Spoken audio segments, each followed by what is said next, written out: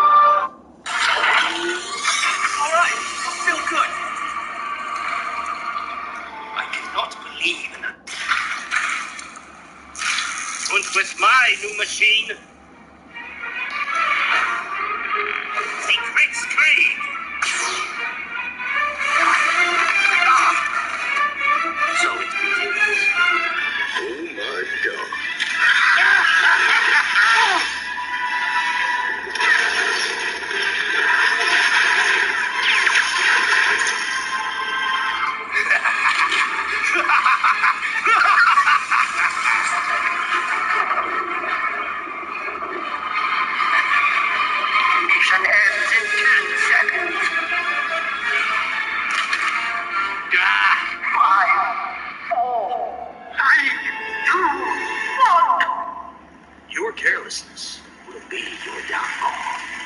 Yankee bastards.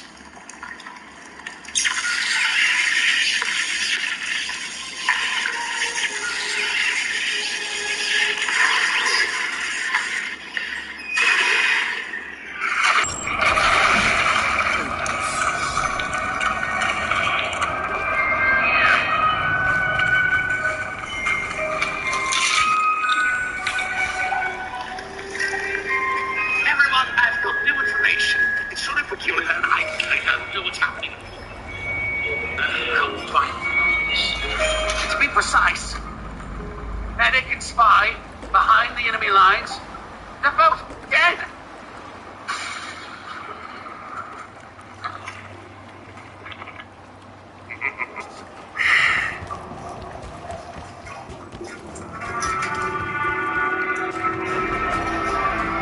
Hold up. Perish, you devilish peacocks! Of course it is. Have fun. This point is mine. I mean, ours.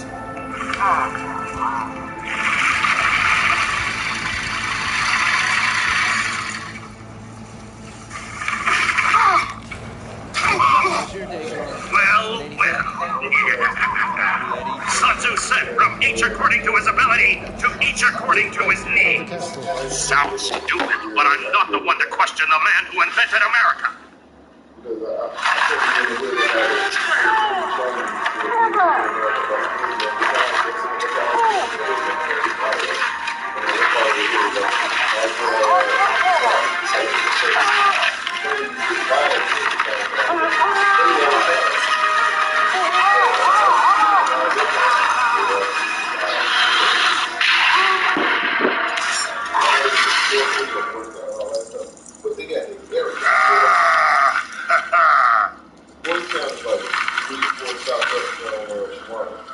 Come closer.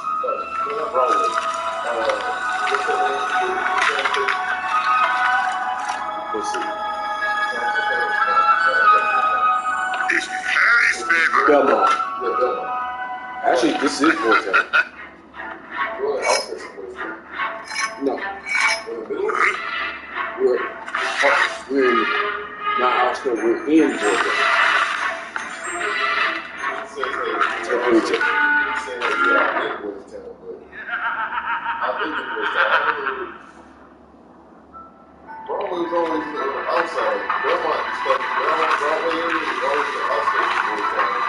Medic and spy behind the enemy lines.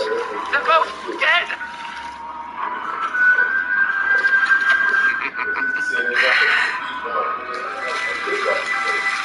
They look like the raids of Berlin, I tell you. What's worse,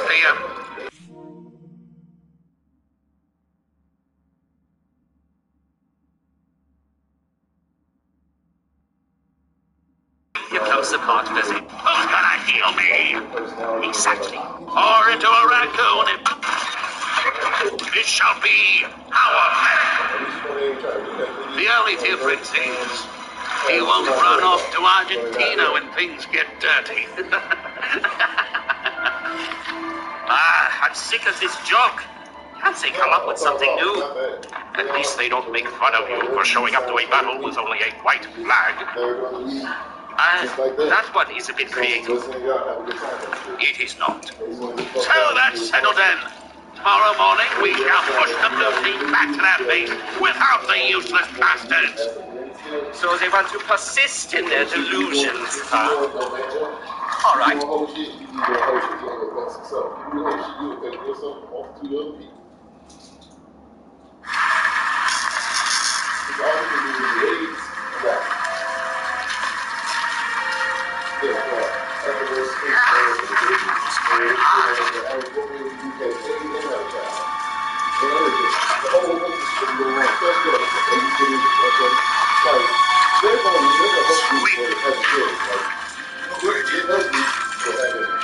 Keep on mining for oil, comrades.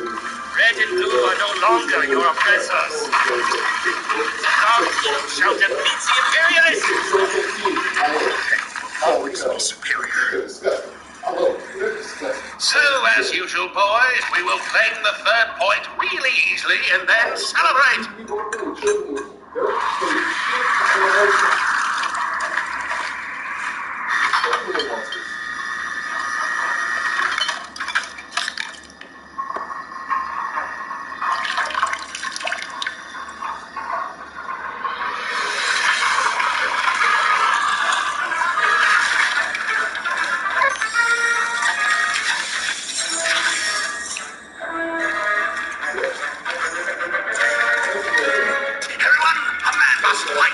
Shall not resolve the conflict. As far as I know, we are men, so we will fight. Oh, I am excited.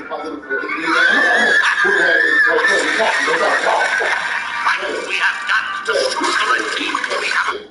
We need to get out of here before the imperialists get here. Enough of this work, I tell you, hippie. Get finished with this. You counter-revolutionary scum. I will not disappoint on you. I don't mean to worry, but they do not seem remorseful. You just wait, Spy. I've got a good feeling about this. Let's turn a line. Anyone else want to take a bullet? Your mama. Our parties have just been collectivized, bitch. Hooray, Red! Tell those no-good plastic wolves who is their boss.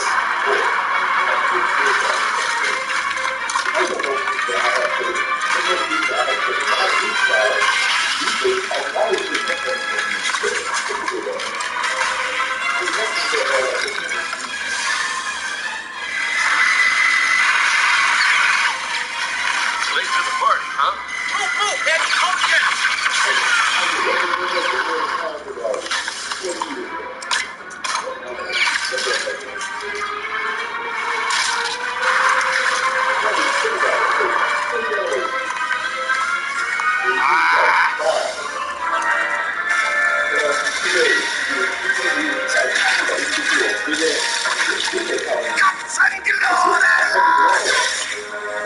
you and me. It will make fun as well. Fun as it.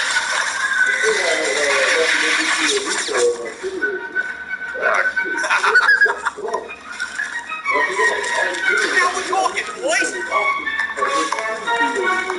All according to plan. I hereby declare you guilty for violating speed limits. Kneel down.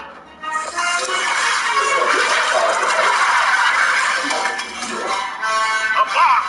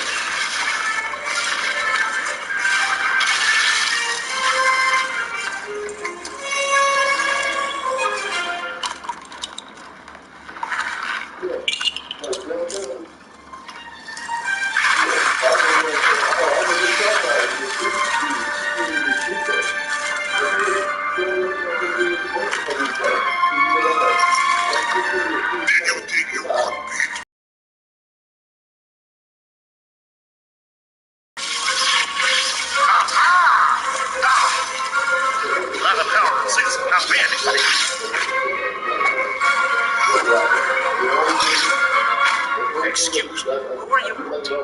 I have no idea. Why waste bullet on such a teeny man? Wait, where the hell is Heavy?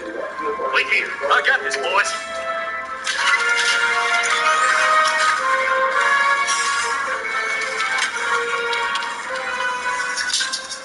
You will not leave your land until our very last breath. As you wish, Mosquito Man. We invaded the brown team, the green team. Give up and join the rest.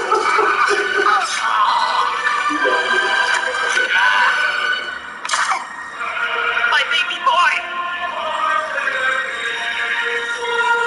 Join the rest. Join the rest. Join the rest.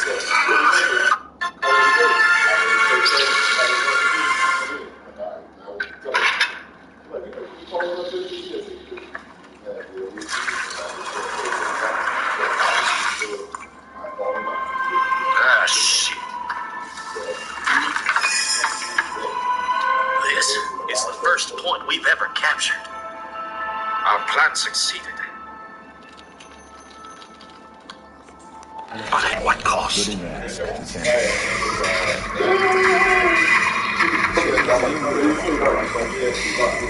Good enough.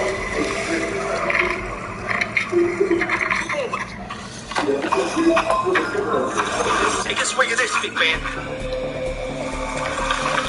We lost. But what's important is that we are still together. Not quite, Angie.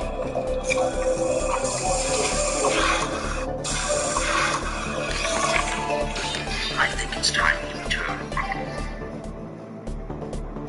Everyone, I know what you are thinking. The solution to all our problems is very near to me. Oh, yes, very near indeed. It lies in my bag, right there. Is it cotton candy? Shut your mouth, please. For that $2,000 that lies in my bag, I shall hire the best assassin warrior that ever walked this earth. You are an old man, boss. I just wanted what else to be said. Have your fun.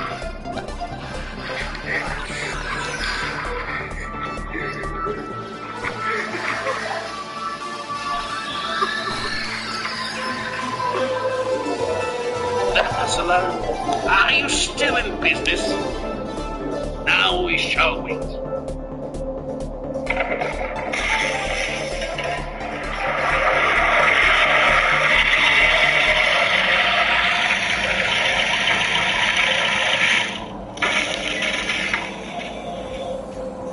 Someone wise once said that it is better to remain in the shadows in a world that blinds you. And that shadow is solitude, I suppose.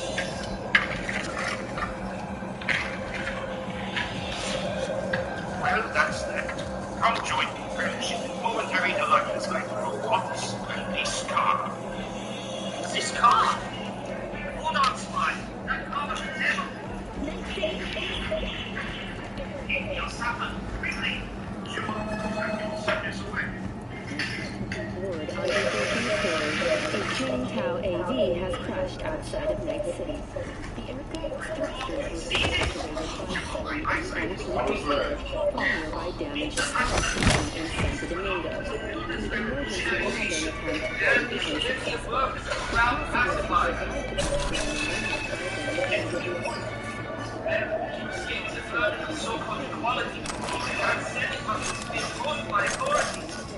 That's not easy. But on table night, everything changed. You're going to be a clown and crap.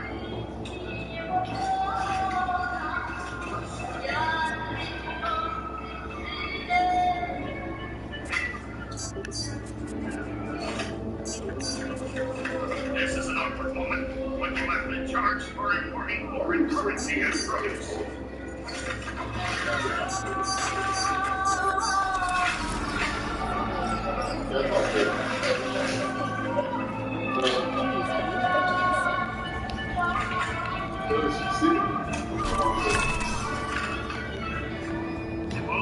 We're a hero. He's just a Can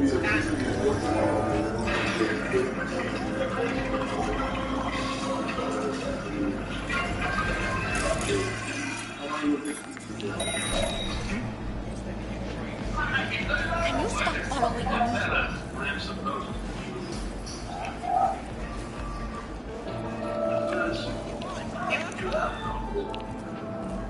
Coming up.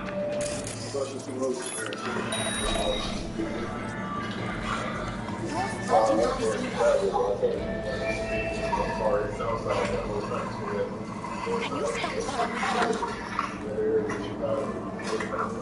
What's going on here? You're starting to piss me off. It stole my money. Ran off a spy. Believe me when I say. I said, no.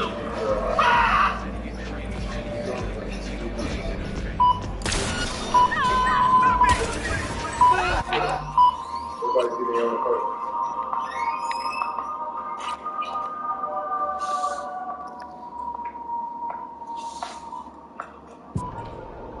Got any news for me, Cinderella?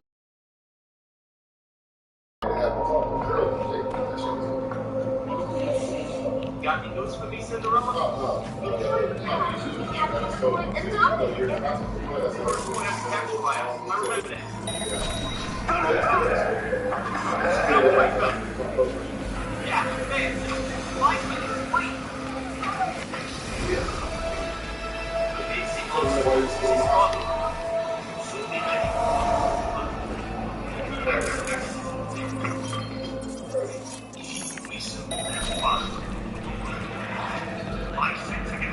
Going on. This isn't like the guy like you think what it is.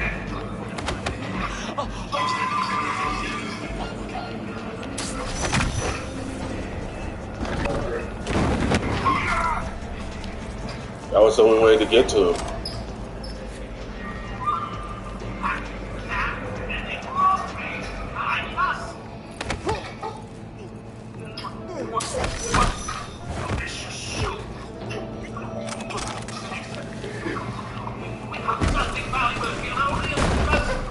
The missions on the phone at the same time, broken day. That shit. $100, but I can make it this time. I'm sorry, boy. It must be done for the greater good. We will probably despite being American, and you're supposed to take care of them all alone. How come? Explain yourself. Soldiers, brain cells collided in a peculiar enough way they said. We come from two worlds, like noble ideas, respect, but I'm in trouble. Show us your weapons. Point, point.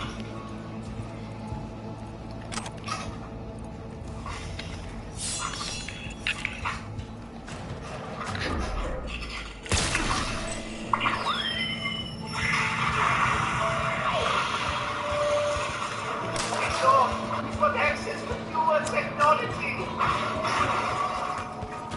Explain it to me, Governor. Intercepting of alliance with the nuclear bomb.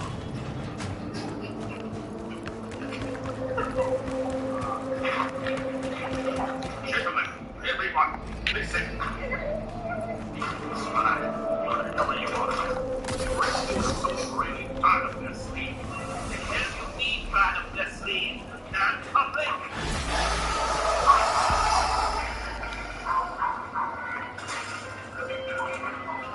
I have received information that Vortex's shard is on its way. You did not disappoint me. That deserves conversation. I am proposing a contract and transferring your fee. What is wrong with humanity? For starters, how did you acquire a $400,000 tank, soldier? Funny story. I'm an communist. I offered him something his country couldn't offer him. So it's there. Stupid women. Never needed it anyway. Third time I had to give up my weapon was when I was charged with war crimes. Back in the good old days, you could use human shield. Soldiers, understand that this is for the greater good. If we don't claim the red conflict. I will take that at face value. Oh, it ain't so bad. All right. I'll stick on lighting. Soon, the meeting in time will be by myself will be added to the parliament. Penny, elegant spy, think that that's to speak with my ready money.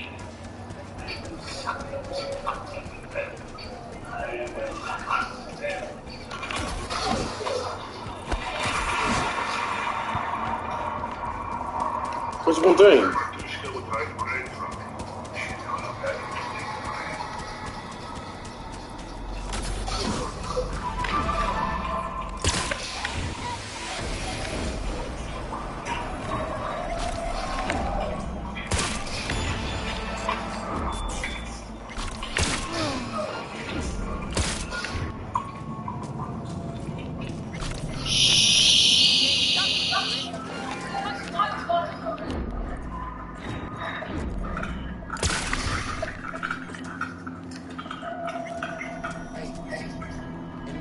Oh, look!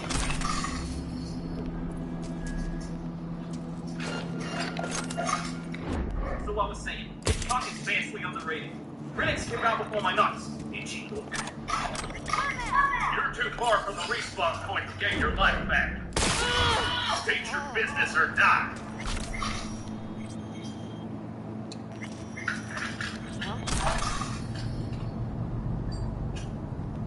Fire down.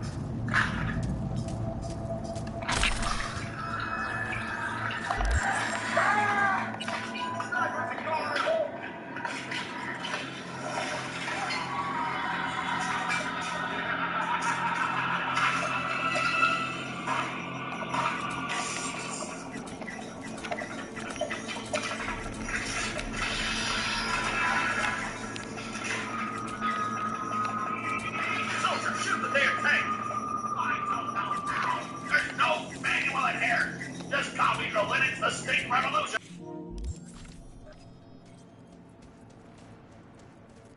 Be on high alert!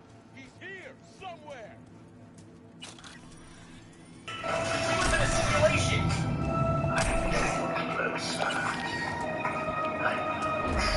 I know this whole well. Anyone else? Grease, spending nicotine addicted fools.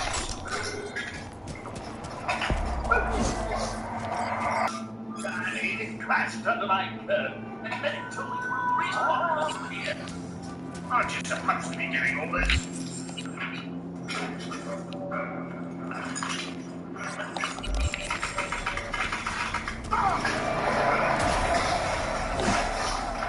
Workers' revolution. What? That doesn't even appeal to me. I get paid to stand here and tell me up with me.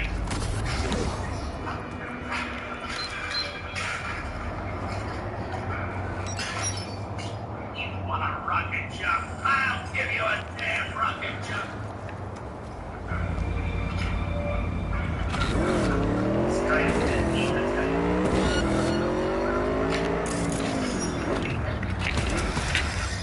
もっといけるだよ。そうだ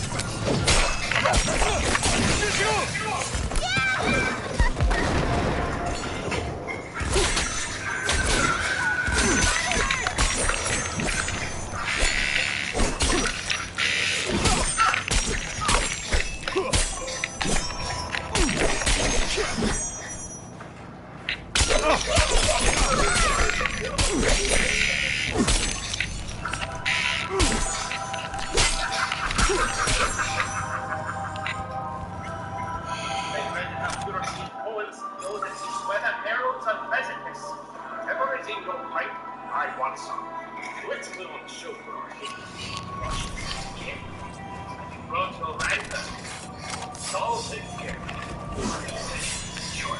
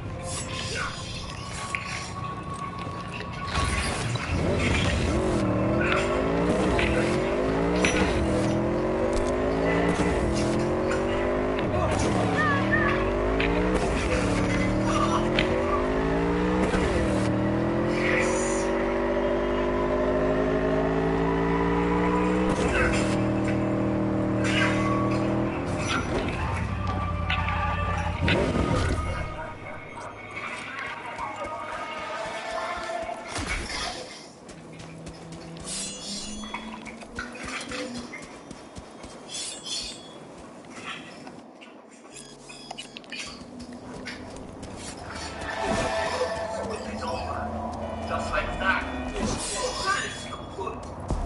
I'm just going to see me wrong. I'm right to be wrong. Give me some time.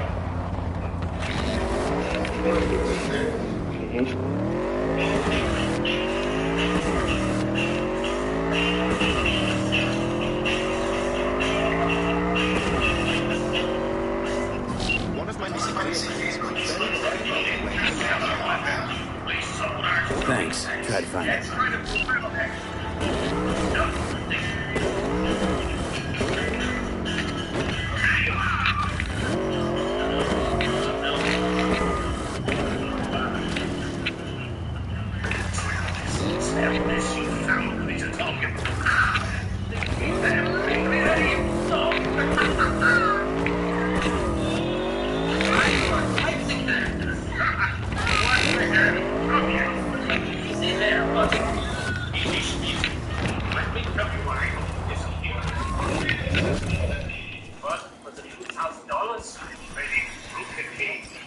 You and I both hate the red team and everything it stands for. We want to leave. Good. Don't try to come out nowhere. This.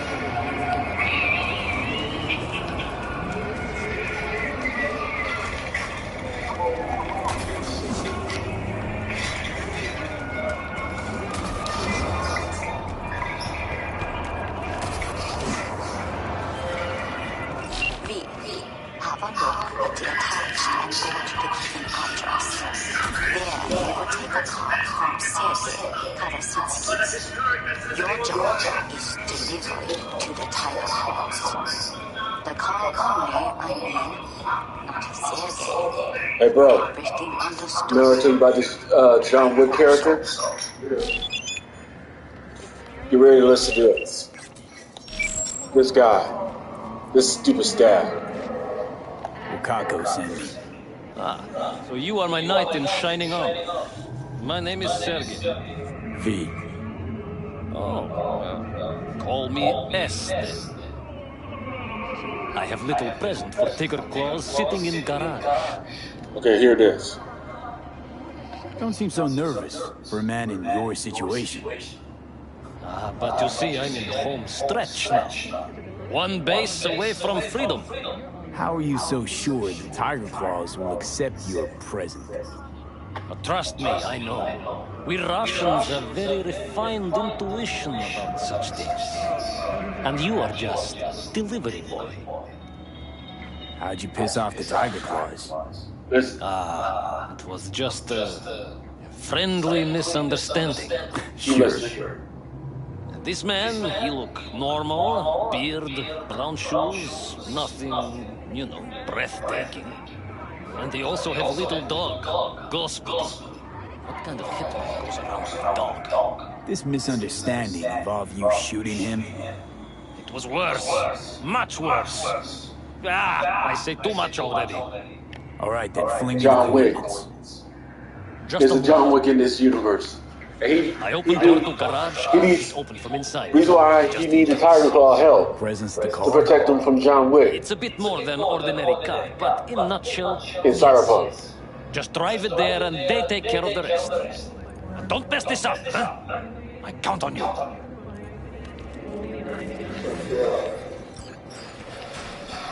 He said, "I don't mess it up." I already know who's inside, but I'm gonna just do for this guy. Right now, he said he's in the home front, meaning that he fucked up badly and messed with someone's dog.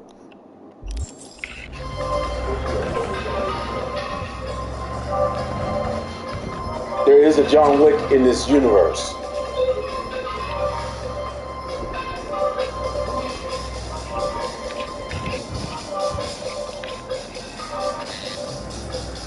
There's a John Wick in this universe. Think about it.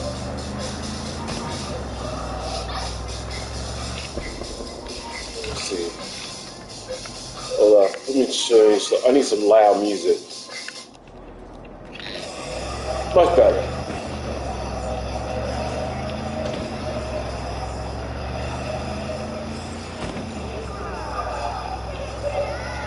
Someone! Please help me!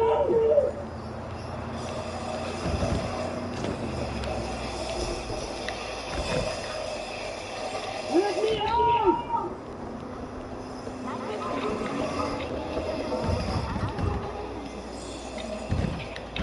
Help!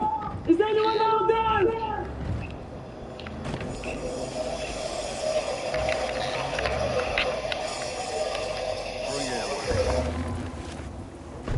You got something for us? Did Sergey tell you anything, or...? We're good. He just texted me the info. Fucking clown. Run over to Shu and tell him the package is here. So that's it. Sergey's off the hook now? Now you're this. You're not needed here anymore.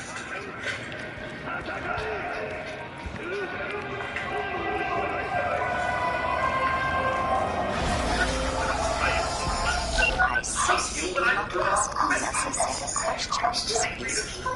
You simply do what is asked of you. I admire such an approach, and I know how to compensate it. Conflict closed. You were drinking some cocktails when you paid us in food stamps. The disinteresting that I joined. So what? I'm the only person loyal to me. Is this foul creature dog? You were drinking shrimp cocktails when you paid us in food stamps. The disinteresting that I joined.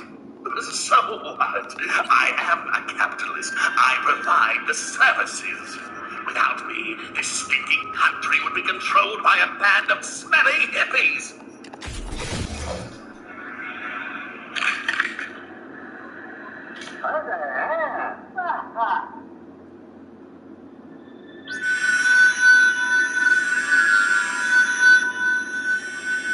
Hey, can't we just use the teleporter?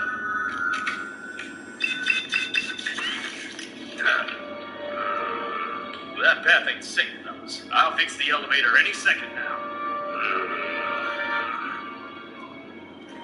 Scout, you useless skinny man. Which zodiac sign are you? The hell? Gemini. Oh, good. Gemini. I can trust you. You see, I think there's a conspiracy. Well, yeah, Engineer's been acting kind of weird, but he's the only thing keeping this team together.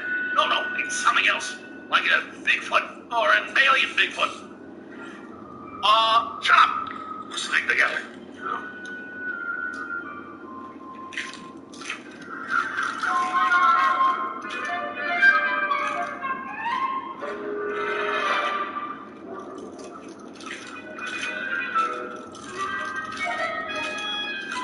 Please don't kill me.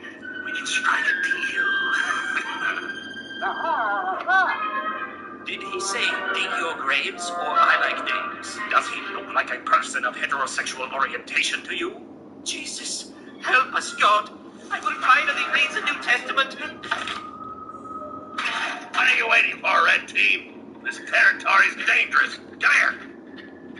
God works in mysterious ways.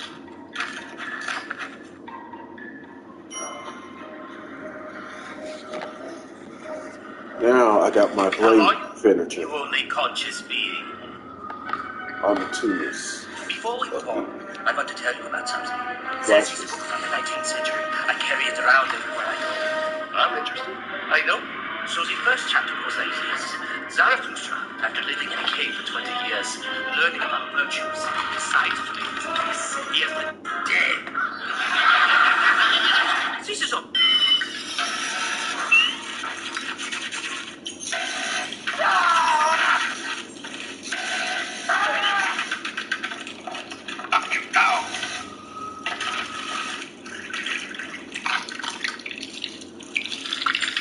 He just killed his own. Oh my God!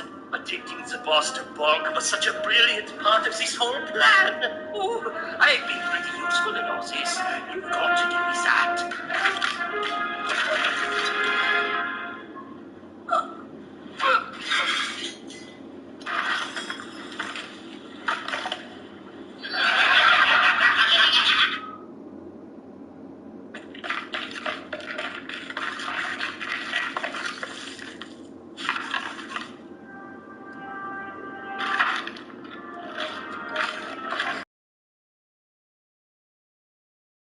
The dispenser again. Stop being cynical.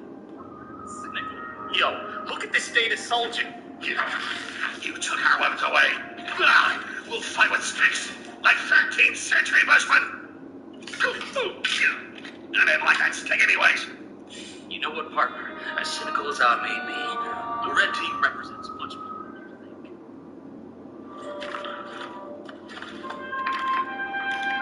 We'll stick by your side to the end, big man. On the other hand, the blue team went dead silent.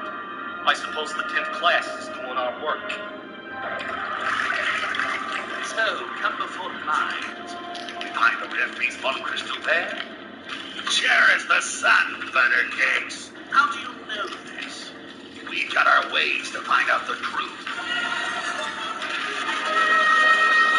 All right. I'll sing like a bird. I'll tell everything. Now take that, capitalist pig. I mean, we'll together team talk.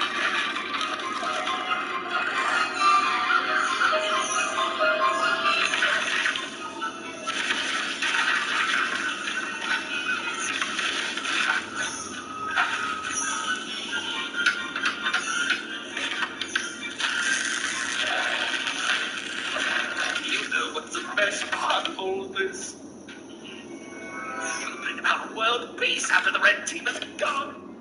Oh God, please let it be here. Oh my God, please let it be here. Oh my God, it is here. The red respawn crystal. It has been fueling wars for the past 2,000 years. Why did it take so long to find it? Can I be let go now? Who cares? Destroy the respawn crystal.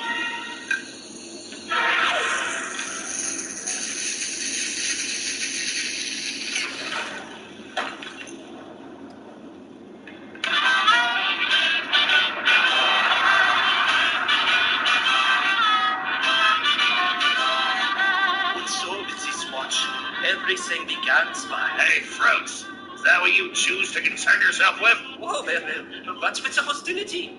Well, I just realized that you both are desertees. Well, so are you. You have brown clothes, and we are reaching some green territory. Shut up, Socrates! Logic is for pansies. The red team provided one good thing in this stinking world. Freedom. In violation of its people.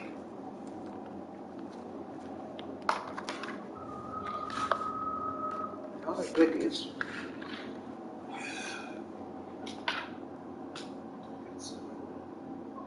think we need to get the phone fixed.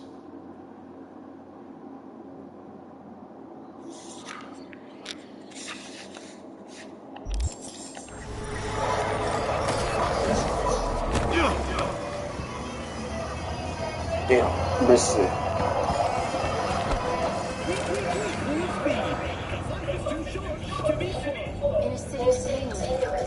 Any kind of iron I should keep an eye out for?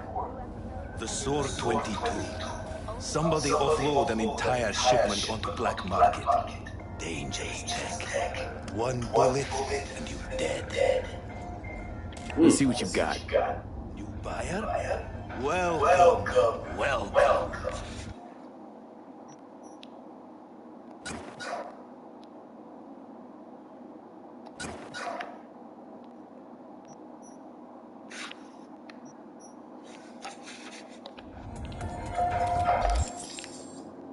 Crap.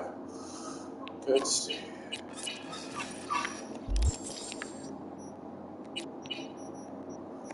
Take this.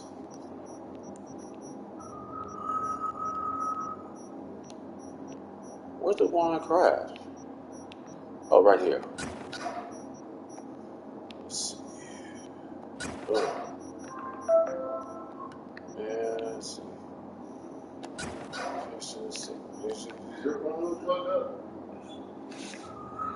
My phone is plugged up, but something's going wrong with it.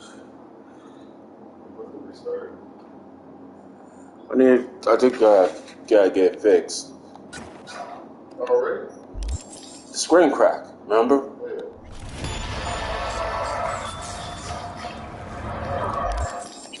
Let's see.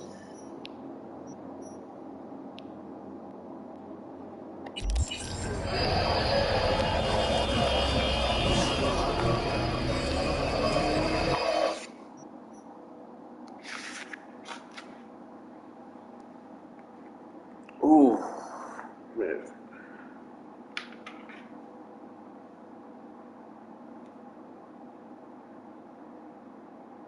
I suppose the 10th class is doing our work. So, come before the line. We find the red beef on crystal bear? Here is the sun, butter cakes. How do you know this? We've got our way freedom. To serve humanity. Then, like Jesus and General MacArthur, this stinking world, you're reaching some green territory. Shut up, Socrates! Logic is for pansies. The red team provided one good thing in this stinking world. Freedom. In violation of the Geneva Convention. Men like Jesus and General MacArthur. Men like these have a duty from God to serve humanity. You are one of those men, I can tell. But if it's freedom you want, then I will show you freedom.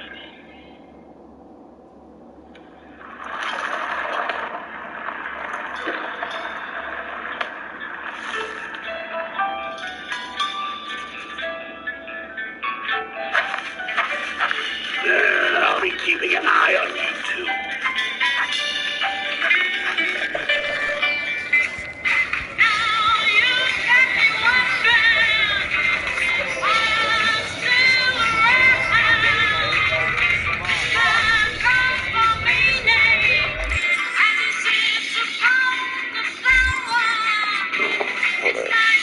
So Jesus has a green team who controls half the world. Yes, it's a sort of power. One cannot just conquer half the world without some rhythm and groove. for having the cup. Jesus has agreed.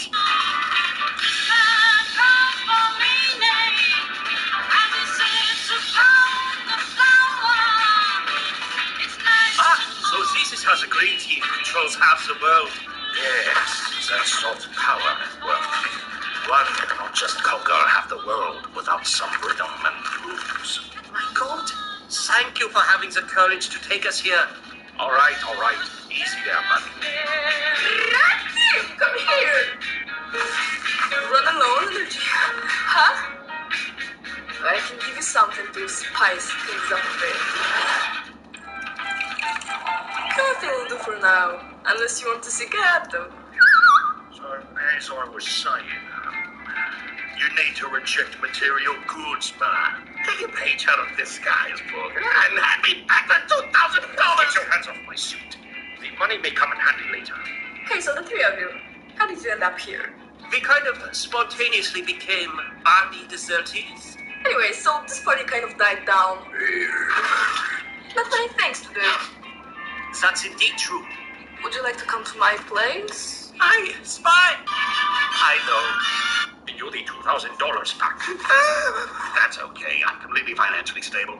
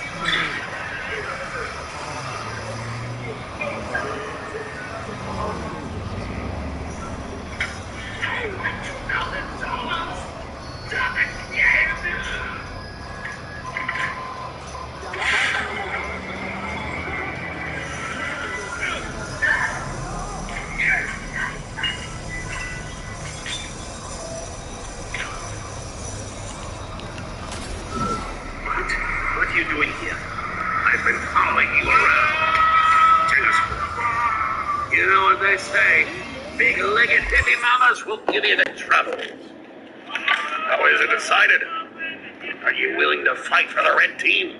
We haven't got anything to fight with, aside from a profound sense of inadequacy. What about this? But soldier, who would sell us weapons without thinking of the consequences? Good choice, 9mm. It's good for potential encounters with Bigfoot or aliens.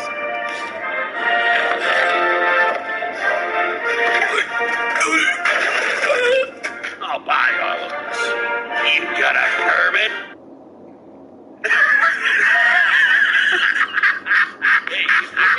You almost got... I'll buy all of this. You got a permit?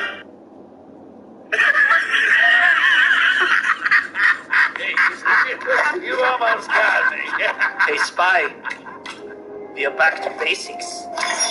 Medic, you are exquisite. Nobody listens. All my conspiracy theories came true. Aside from alien Bigfoot, I need to do some more research about it. The soldier thing. What could this man possibly want to do?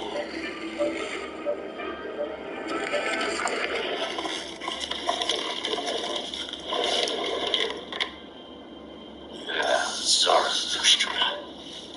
What an idiot. This is real power. Rocket launchers in 3, 2, 1. You have a commanding lead.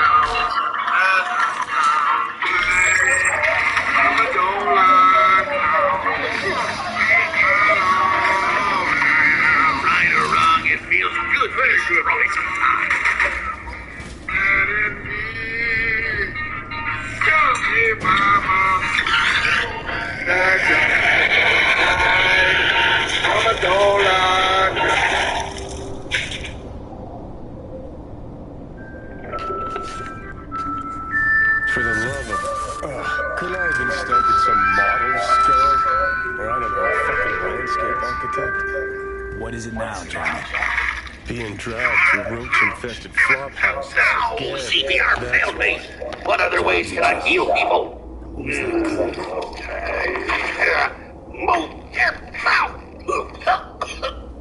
Yo, what the hell, Hank? Remember the food stamps I gave to the Brown team? I cashed it out a few months ago for this hoagie. The mold developed life forms with healing properties.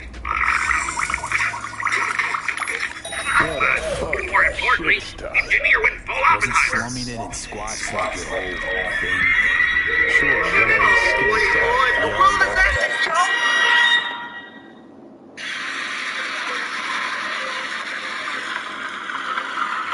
What is the hurry, Sarge? Please give me a car. The Brown team is coming. Unload your little clip and anything that moves, boy.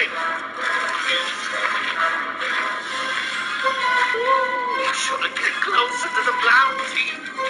Why is that? We're playing with fire, boy.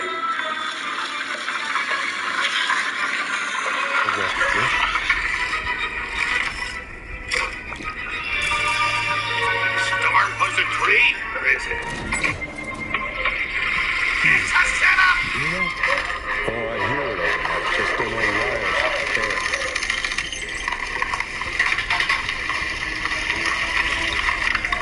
Stop shooting the gun, get it, go! Never mind! Go, Tom!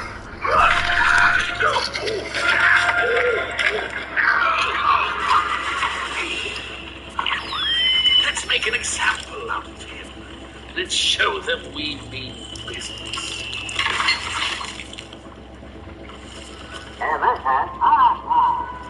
Hey, listen, down here.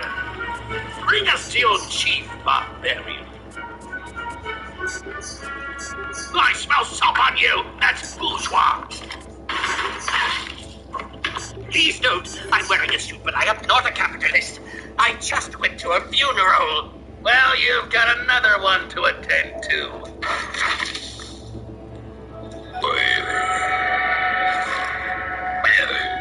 A foolish man empties out a million into prisoners of war, but a wise man loves and forgives.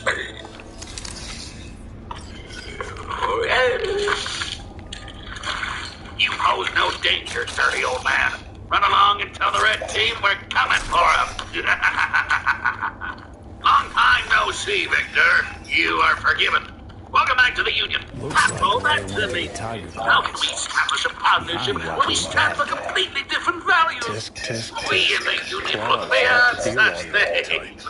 Inspect Monitor and I'll rip it down Did I say that or did I think it? We in the Union look beyond such things. Inspect Monitor and I'll rip it down Did I say that or did I think it? Let's put the past behind us. We're here to do business, not fall in love. I love you, man.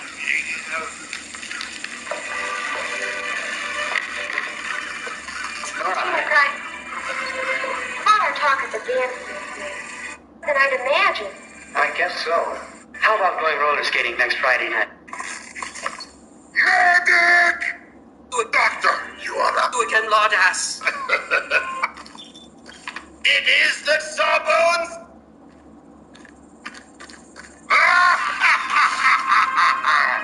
Doctor, you are a damn good one. All right. I've got the point now. Oh, go ahead. Well, Doom is coming. What? Doom is coming.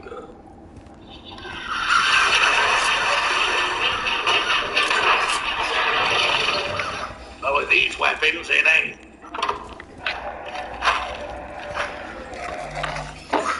We hadn't gotten weapons in a while. New weapons.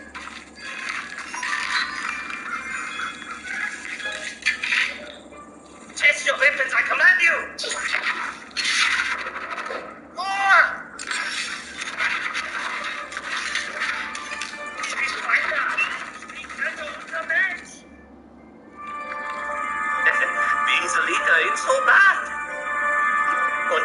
He's had to.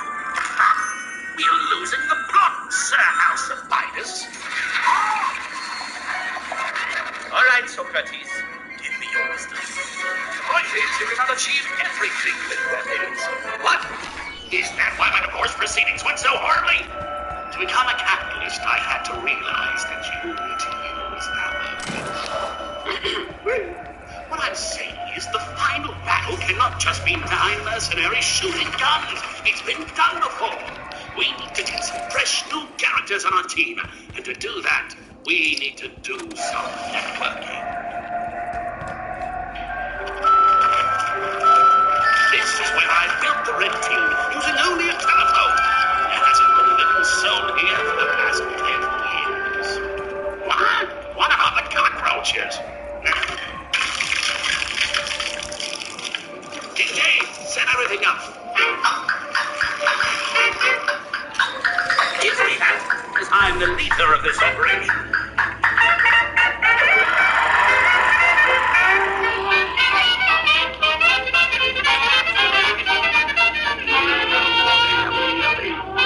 Achieving the success you want.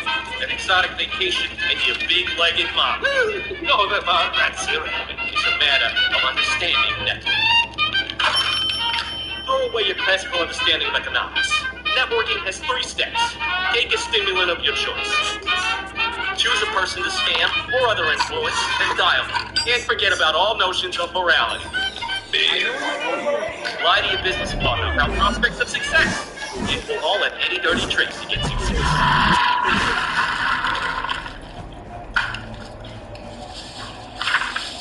Now what are you waiting for? Start dialing! I'm not hearing enough dialing!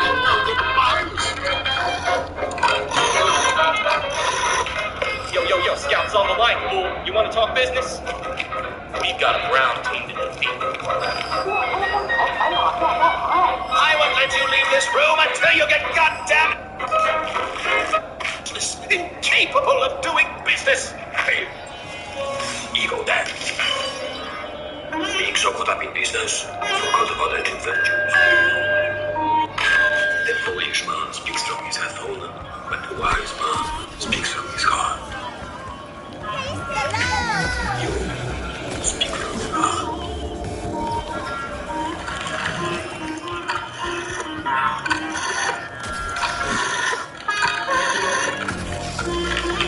Weatherman, are you on the line?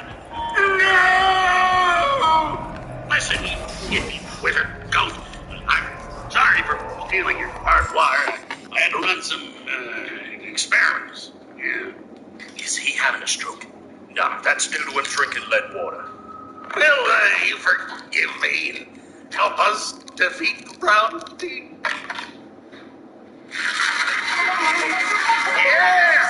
Yes, red team. Enough celebrating. Conduct further business without being cold-blooded sociopaths this time.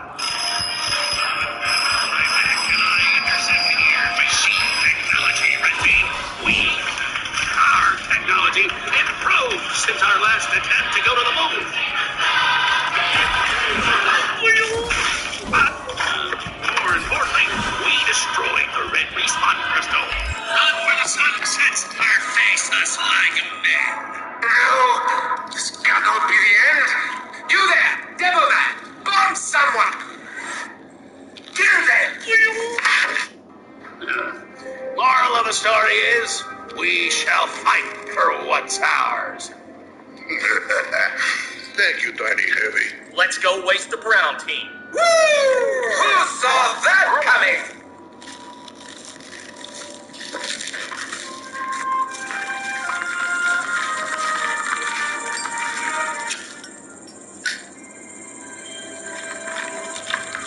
It's going to be all right, Spy.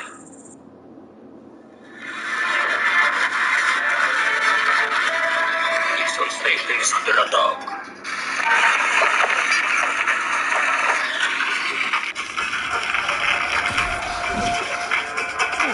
I will tax your casinos and golf course until they are dead dry if you don't find a solution here.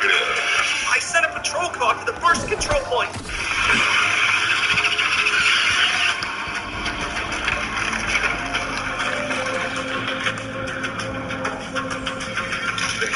than with this time. The big man told me not to use rubber bullets. That's all. What are the police going to do against the Brown Army? Handcuff their tanks?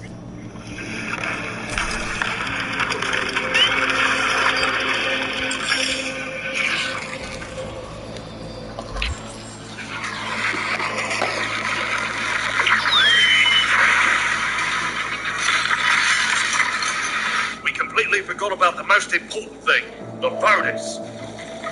Yeah, screw you, window! The thing they need most right now is a strong leader. I've got to serve the people. Oui. All right. Prepare my chopper. You don't have me to... So this is the endgame, Red.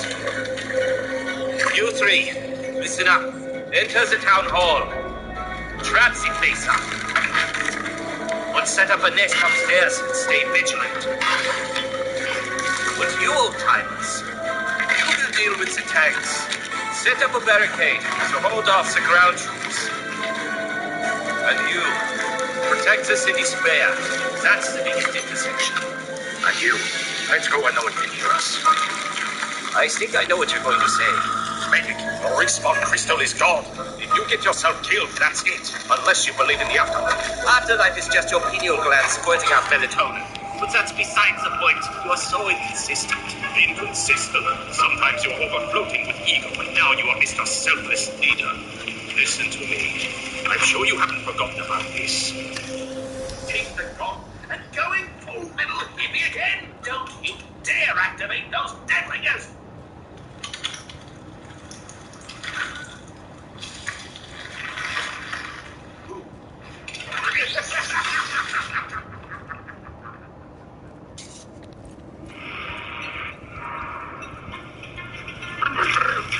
Think for me. Me and my friends Hal have a troubled relationship.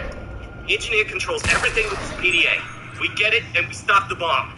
Now, are those grenades real? Fine.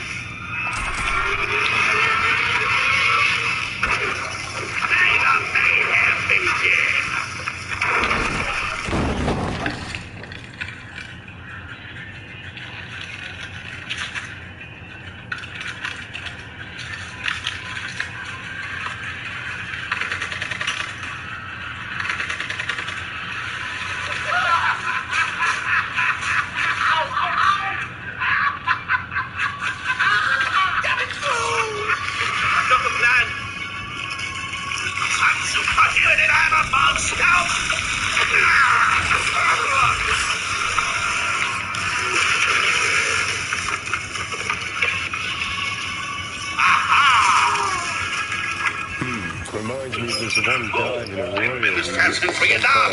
It's not a gas station toilet.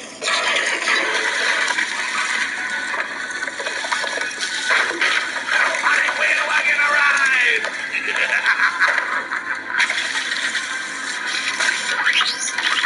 Why am I even giving you my cutaway after everything you put me through?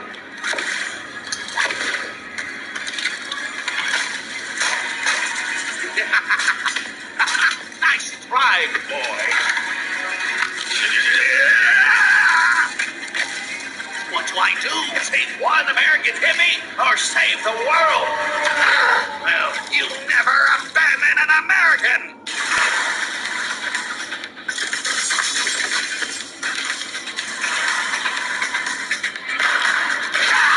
There it goes.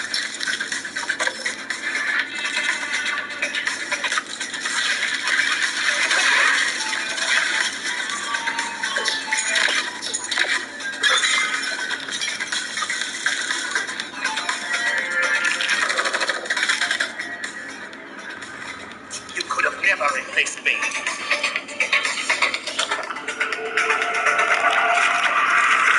I haven't replaced my sins. Back to basics, huh? Now go.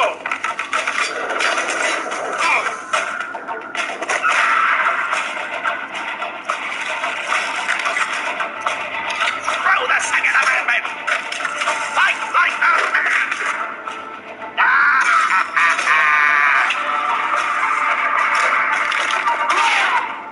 Step in the main that got to me. I lost it. I lost it.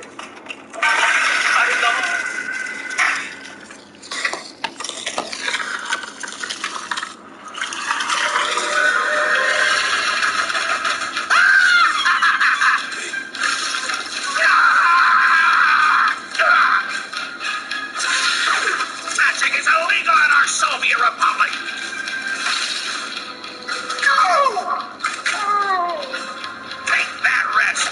in.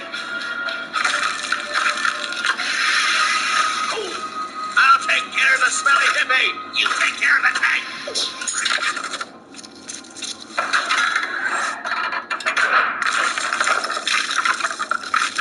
Soldier, he's from the CIA! The CIA? Where did you hide the alien and Bigfoot? Oh, shut off the lights!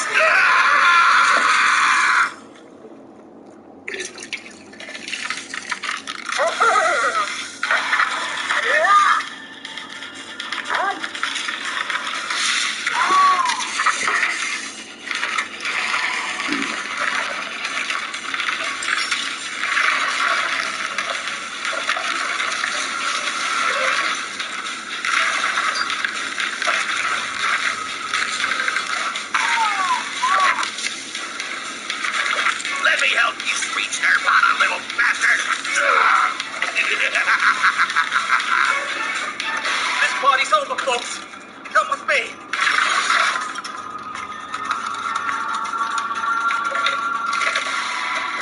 This is my low point. Time is running up, you little weasel! Spy, what should I do? I have no idea.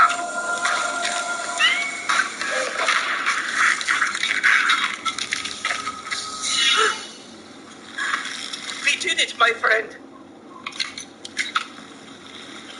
Medic, behind you!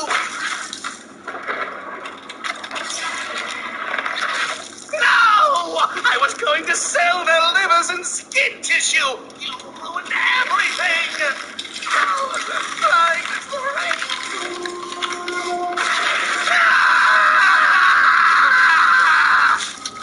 I've had enough of it.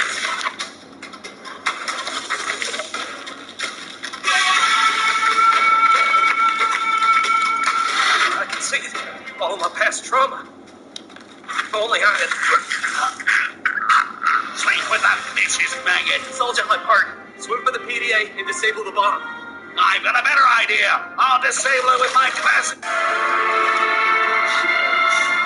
Welcome back. I didn't use the red team. I know for a fact they are all dead. Ready for my proper plan.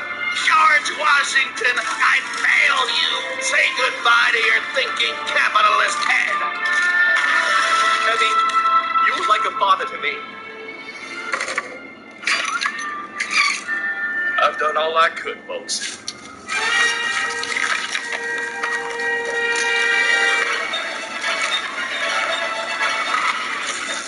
I am the Uberman! American Tiger, no!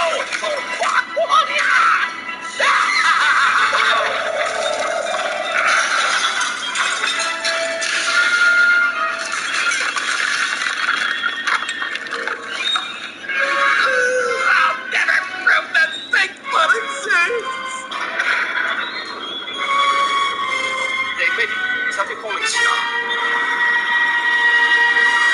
It's so beautiful. It's not a falling star. That's...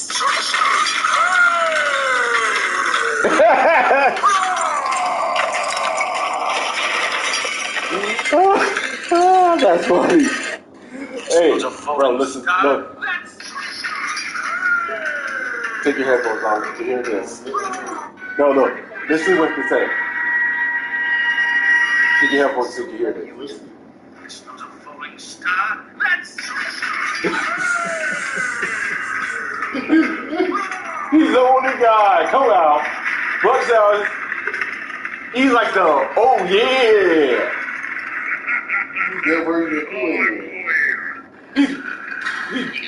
He's a super strong version of Kool-Aid. You will never defeat communism.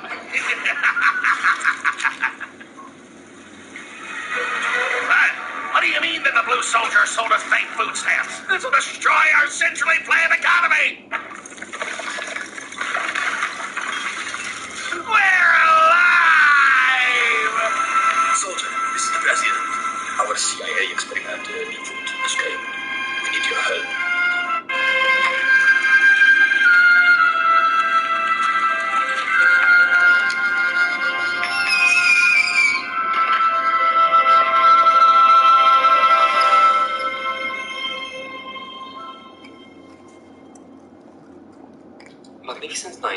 sponsored by TF2 Cases. It's a unique website where...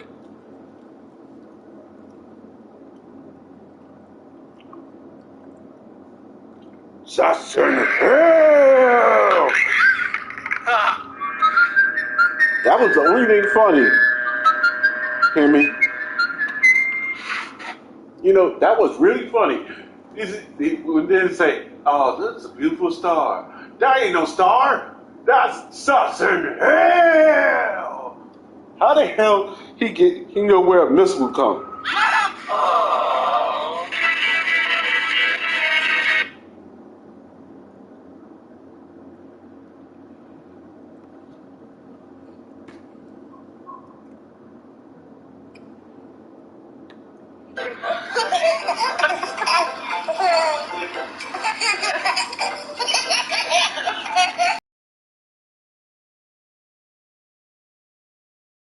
One tough fucking joint. One wrong word, one sideways glance, gets steel between the ribs.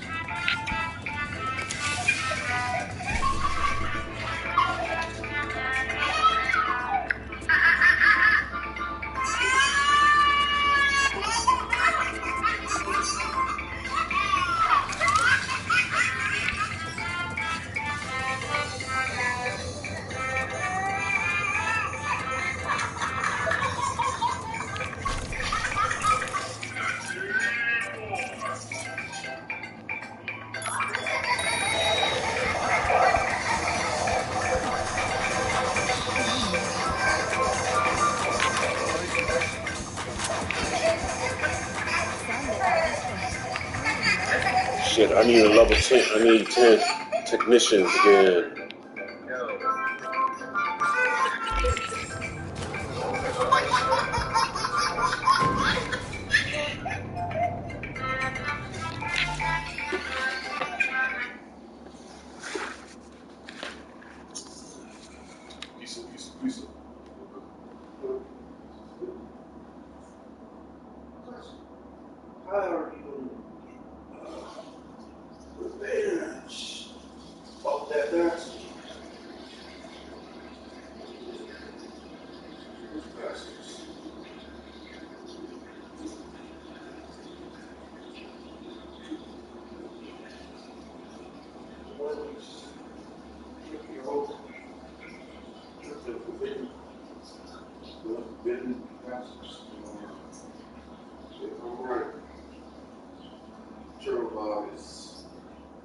Still out there. What do you mean? One of them was working with Disney.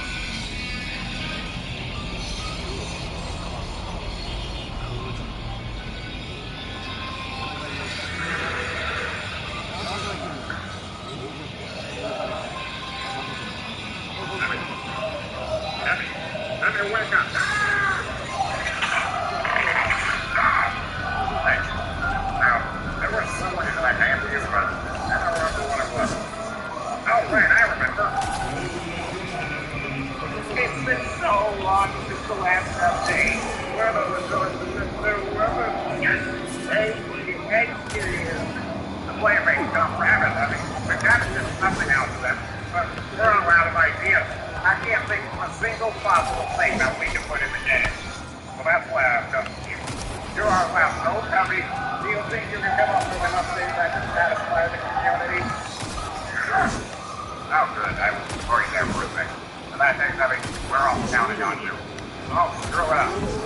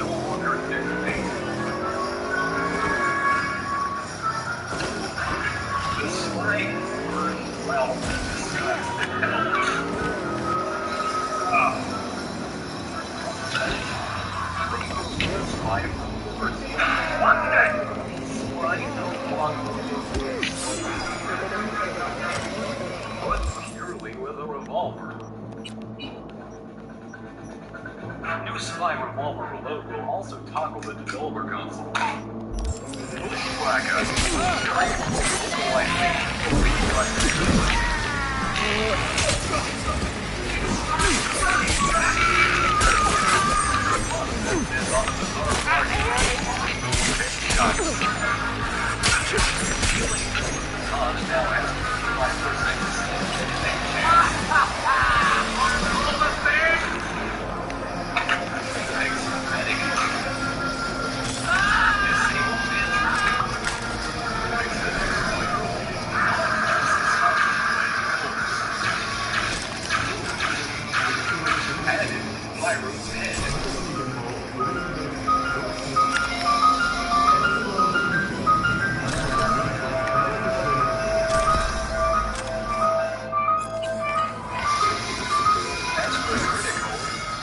Scout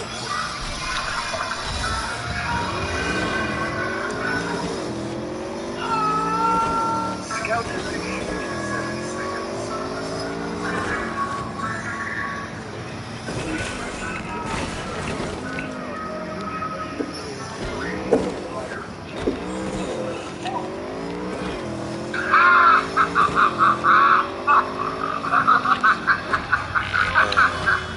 Characters right above the launch mode from 18 increases damage to represent players.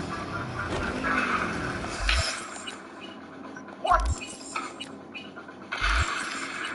However, to offset this, there is a 90-second afterburn penalty on engineer death. Since we know how much people love to go demo night, all swords now always secret and explosion. And finally, for the tiger, we've added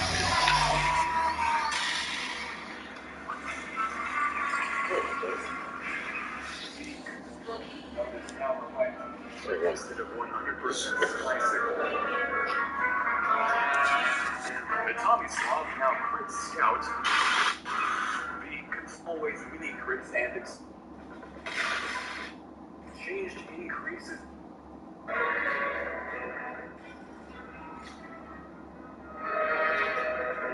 Remove fire key.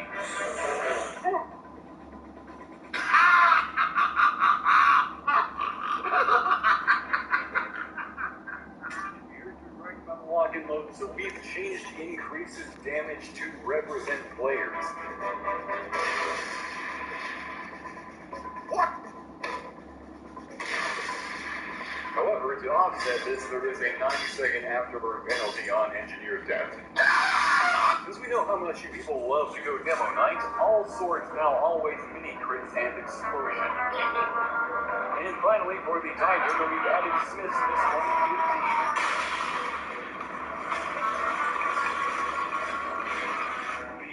Construction notice now provides mini crit instead of 100% bicycle. The Tommy Slot now crit scout. And lunchbox items have added 10% attack. Fixed using the scout. Are you freaking? With the Hitman's Heatmaker, pressing like the taunt key while the item lights gives 43 cosmetics.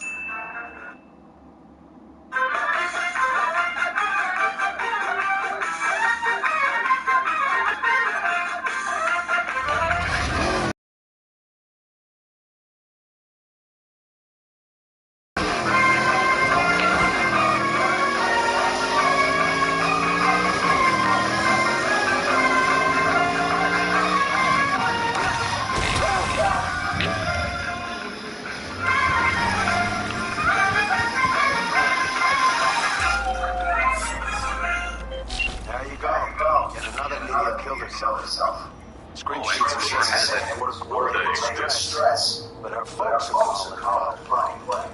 So, you think something fired? Got more deets attached.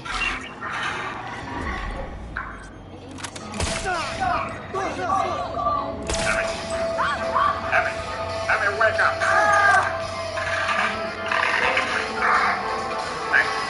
Now, there was smoke in my damn view, but I don't remember what it was. Oh, right, I remember. It's been so long since the last update. What are we doing to this new weapon? Hey, here he is. The player rate's gone rabbit. I mean, I gotta do something out of them, but we're all out of ideas. I can't think of a single possible thing that we can put in the game. So that's why I've come to you. You're our last hope, Heavy. Do you think you can come up with an update that can satisfy the community? Oh, good. I was worried there for a second. In that case, Heavy, we're all counting on you. I'll screw it up.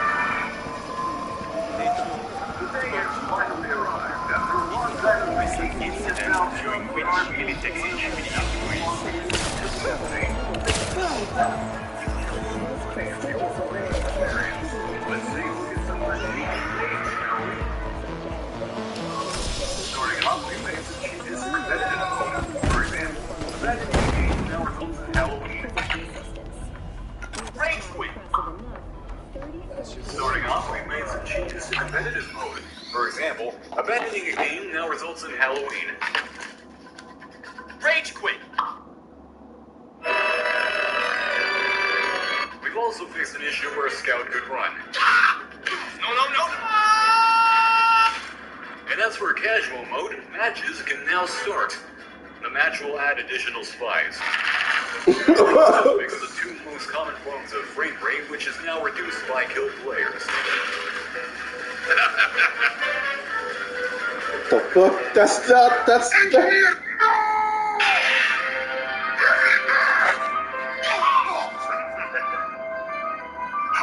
What have I done?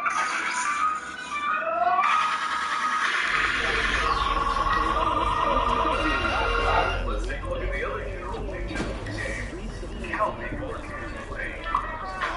Filthy scum! No more! Please! I didn't see your skin. Why was he beating on you? Because he's a fucking psycho like all the rest of them. Thank Christ you came. Taught him a lesson. And what did you get, Ken? What?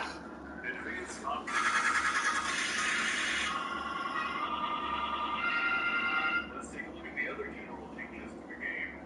How people are going to play. What? Advanced options to use the error. Damage will no longer granting low quality textures.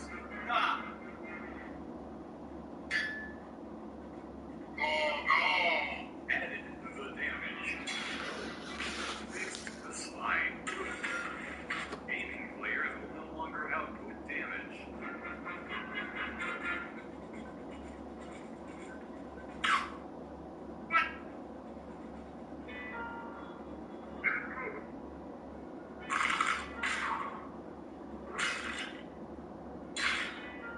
Fixed PD Watergate existing. Fixed engineer dispensers sometimes detonating when using a mango store. Fixed spy cloak causing the game to look freaky. Fixed the bug for players.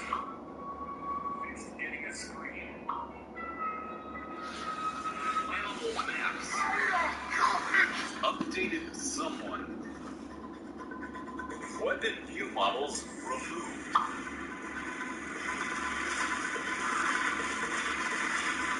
Added PD Watergate. Contains 17 new main menu. Fixed a bug where ammo. Fixed being able to charge. Added 32 characters.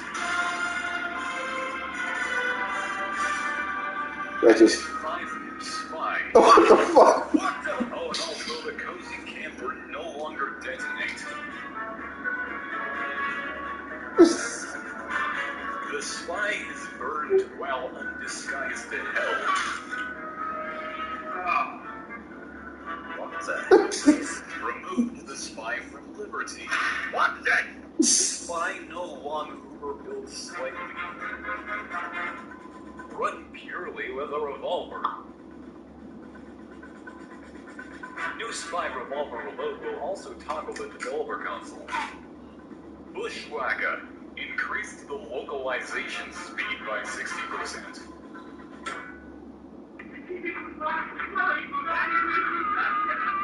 To offset this, on the bizarre bargain, we remove headshots. Healing gun with the taunt now has 25% self-detonate chance. October thing? Fixed medic. Disable tantrum. Fixed an exploit related to since now exploiting pelvis. What the fuck? Added the Tyro's head.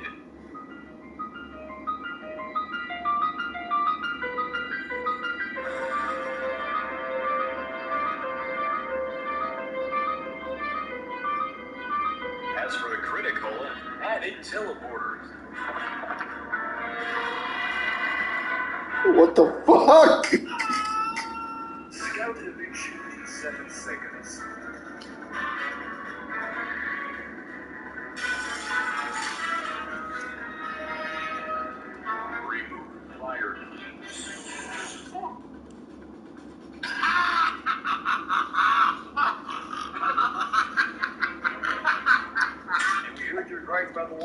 so we've changed increases damage to represent players. What?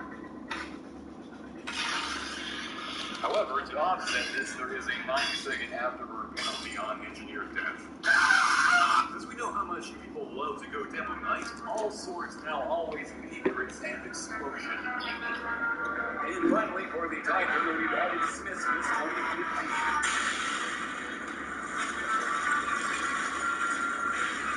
The construction notice now provides mini crit instead of 100% slicing. The Tommy Swab now crit Scout. And Lunchbox items have added 10% attack. Fixed using the Scout. Are you freaking? With the Hitman's Heatmaker, pressing like the taunt key while the item lights gives 43 cosmetics.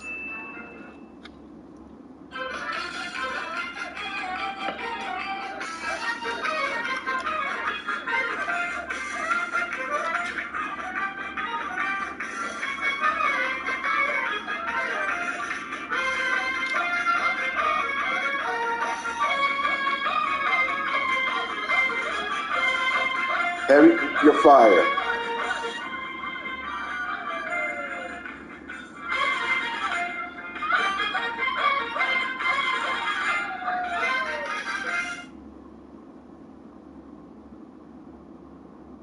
Oh, and rumor has it, Florida exists.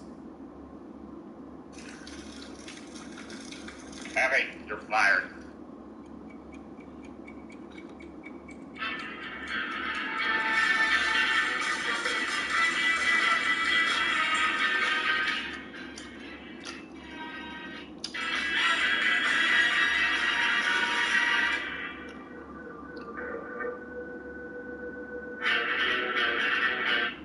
How's it going, everyone? The moment you guys have been waiting for, at least I think you guys have been waiting for, State of Play returns this Wednesday. It is State of Play, no PlayStation Showcase, of course. Maybe we'll have that later this year. Now, before we get into this video, I just want to ask you guys, please like this video and do leave a comment with your thoughts. It really does help out the channel a lot, and it is much appreciated.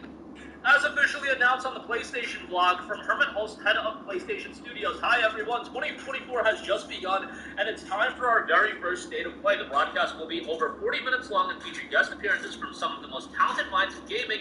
Among many other updates, we'll feature extended looks at Stellar Blade and Rise of the Ronin, two great games coming to PS5 this year. And we'll give you a new look at other titles coming to PS5 and PSVR 2 in 2024 and beyond. There are a slate of games that are rumored, but let's go over the nitty-gritty of the main piece. Once the show begins Wednesday, January 31st at 2 p.m. Shut up! 10 p.m. GMT on YouTube. How many more in here? Here's to a new year of 2, 3? Think carefully. I don't know. They all Final Fantasy VII Rebirth, I think you guys There's one downstairs, I know that. Good. Cell's open. Do what you want. January 31st is FF7 Day. Final Fantasy VII Remake did have a demo that was released right before the launch of FF7 Remake. I will let you guys do whatever you want to do with that information. You know, I am not saying anything, it's just I offer to you guys that bit of information. Join us January 31st as they do note 40 minutes covering 15 plus games, and they specifically highlight Stellar Blade and Rise of the Ronin. I do expect there being new announcements and new reveals, but for the most part, I do think this is going to highlight some of the games in the first half of the year. Ronin, we know, is out March. FF7 Rebirth, we do know, is out end of February. There's rumblings about a Metro VR title, which, you know, that kind of piques my interest. It's just, you know, I love Metro. I think it's a great franchise. Locking any game behind PSVR 2, I get it. You gotta have games on the platform to sell the platform, but I just don't know how many people are going to talk or move to VR 2, and especially, like, bro, it's a $500 platform. Like, I get it, some of you guys have it, and you guys really dig it. It's an incredible piece of hardware. I just don't think, from a financial standpoint, it's a viable platform for a lot of people, especially in today's economy. Like, man, $500 should drop on an accessory device for an existing console. That's my 2 cents. Concord is also rumored, and they certainly need to get the ball rolling on that game. I thought that game had one of the worst reveal trailers I think I've ever seen in my life. Legitimately garbage. Like, whoever greenlit that Concord trailer, I just don't even know. Especially that trailer and their game, those baby trailers were an abomination in revealing games. Almost, not even, like, those are worse than the first Lost Crown trailer. That game ended up being awesome, so let's go Concord and Fair Game ended up being the same, but Sony does need to put some focus on multiplayer titles, and I think in 2024, think some live service all you want. You're gonna get some live service titles, and you're gonna like it. I would have just preferred to kill those two remastered. I'm calling it a day as far as multiplayer titles go. That's how I am, but we'll see how Concord and Fair Game do.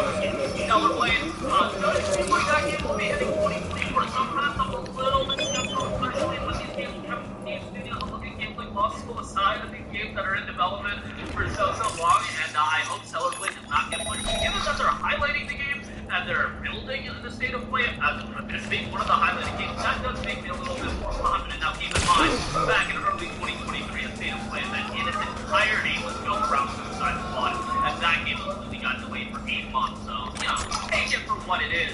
But yeah, there's a lot of potential and exciting reveals. I just hope that this is the first of a couple of state of play events to come, and I still do think we need to set up with the latter portion of the year. Maybe Cellarblade will be a second half of the 24 title. It was initially scheduled for 23, so I think that game might be further along with a lot of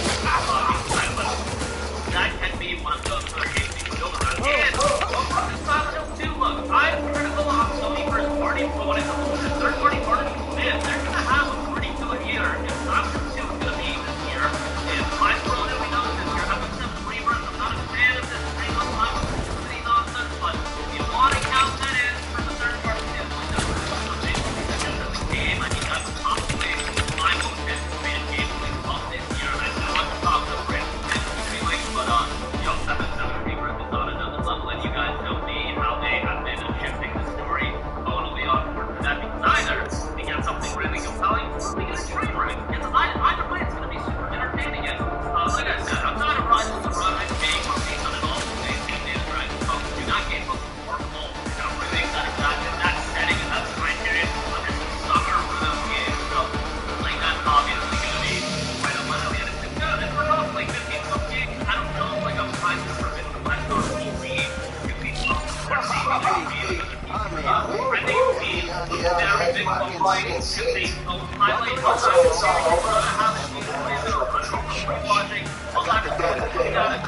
how there's so many other big games. Give Helldivers 2 the right position. I think that game is going to end up surprising a lot of people.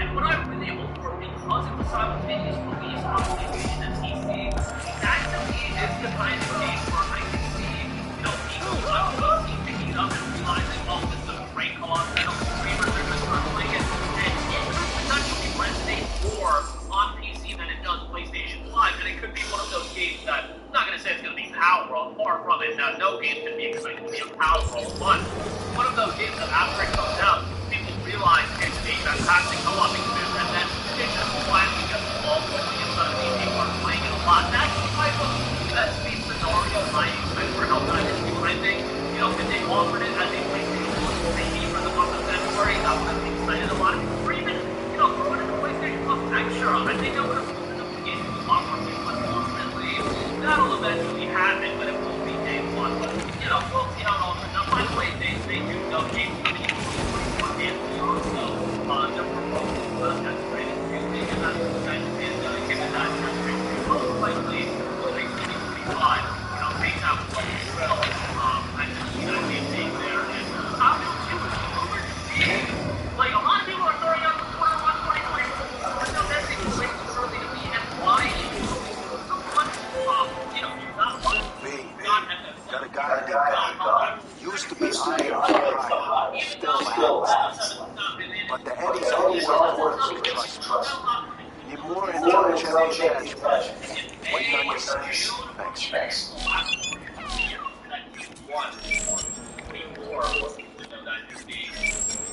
That just seems so strange to me. It's like, bro, we got enough games in February. Let's take our foot off the gas a little bit when it comes to these games. Like, my goodness.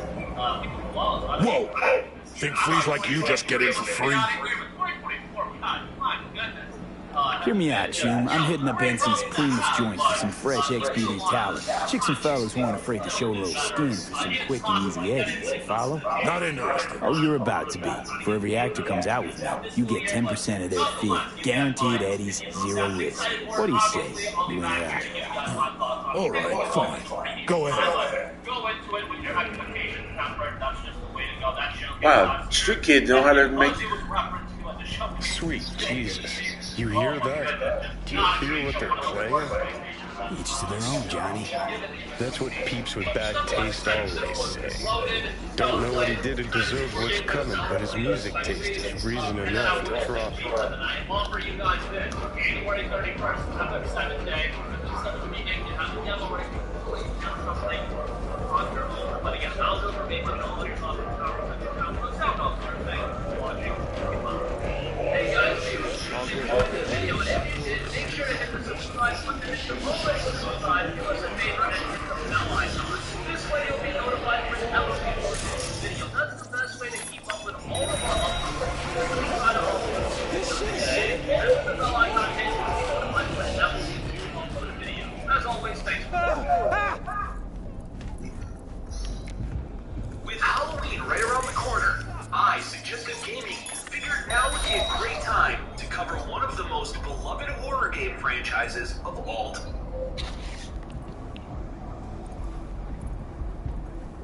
Who the fuck are you?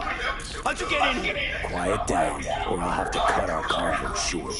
Oh, I get it. Got a bounty on my head, have I? Who hired you? Militech? Asukaga? We'll save the rest for tomorrow. Like it even Madison. Found out myself when I yanked that memory. Sit down, Jack. I'm extending the fucking courtesy here. The fact that you're still alive means I'm open to parlay. Parlay will go fuck yourself. Chit-chat's for assholes. So let's get it over and done with. Man to man, come on. Say you win.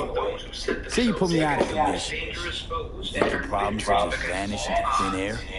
You crawled under a lot of people's skin. Said so yourself. Militech, Asukaga, Dino. They won't stop till your head falls at their feet. So no. All you have to do is leave Night City. I'll tell him you took lead between the eyes and then he'll be the wiser. You can start over. Brand new life. yeah, start with what? Everything I got's here. My club, staff, my girls. And everyone who wants you dead. This isn't multiple fucking choice. You're living on borrowed time. Shit. My fucking bleeding cunt asshole. Was that a yes or a no? Just piss off and tell him the job's done. Looks well upon those warriors who slay their friends and allies, where they prove their understanding. You learn how to do things the opposite. Whence the blood flows, only that it flows. No man. Coronet, meaning Lord of Rage or Lord of Blood. He is the mightiest and the second oldest of the four major chaos gods.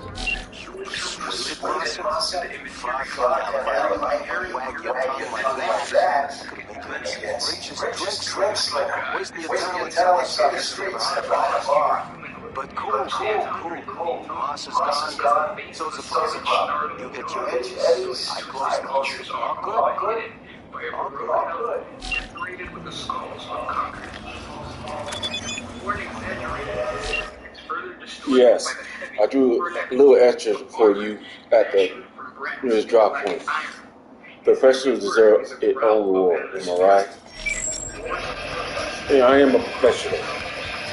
Hear me? I am a professional. I know when to kill and when not to kill. I used my mouth and told him this. It's not multiple choice.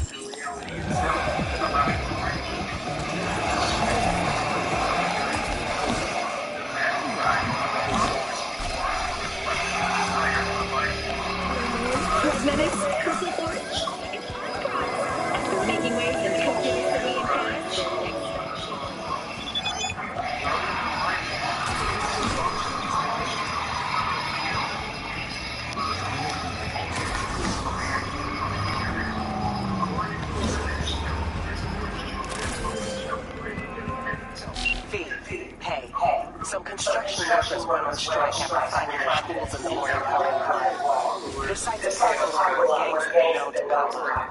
Gang violence is a maybe, sure, but my money's on the cyberpsycho team.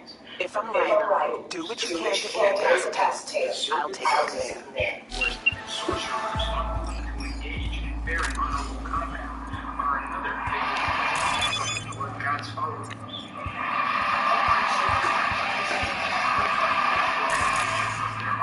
Shit. Scavengers got killed.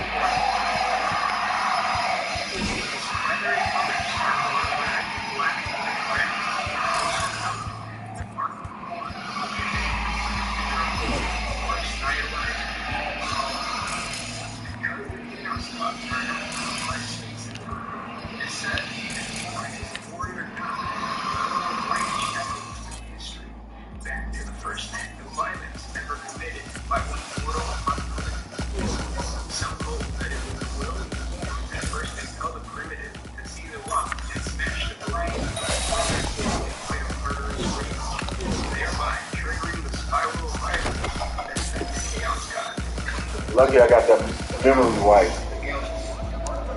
I just wiped his memory off of me for a few seconds.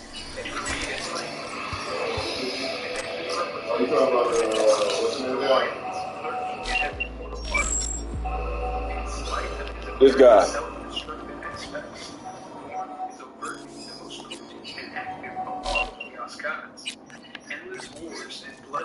Lucky I got that memory wipe. The skulls of the slain, constantly drawn into his raging depths. The instinct to violence is a necessary one in a hostile universe. Many societies must literally fight to survive, and they celebrate their members for their ability. Lucky I have that memory wipe. I wipe his memory.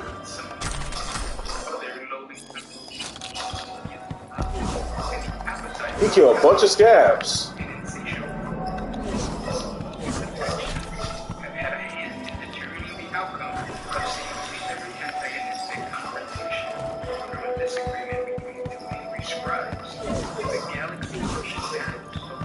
You kill a lot of scabs. That cyber cycle. Bread and water might sustain a creature of flesh, but just as mortal bodies crave more substantial desire greater conflict. I'm just a ghost.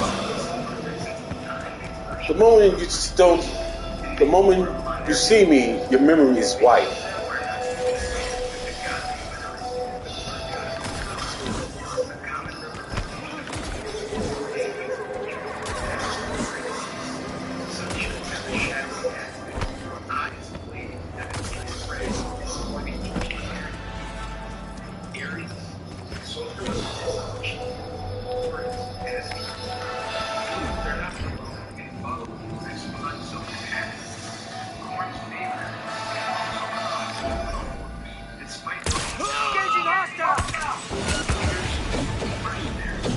I am taking fire!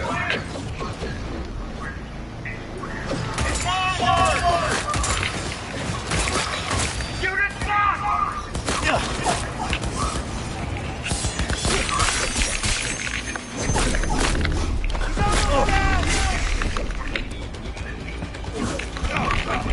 Medic, I'm hit. Ooh, your head's gone.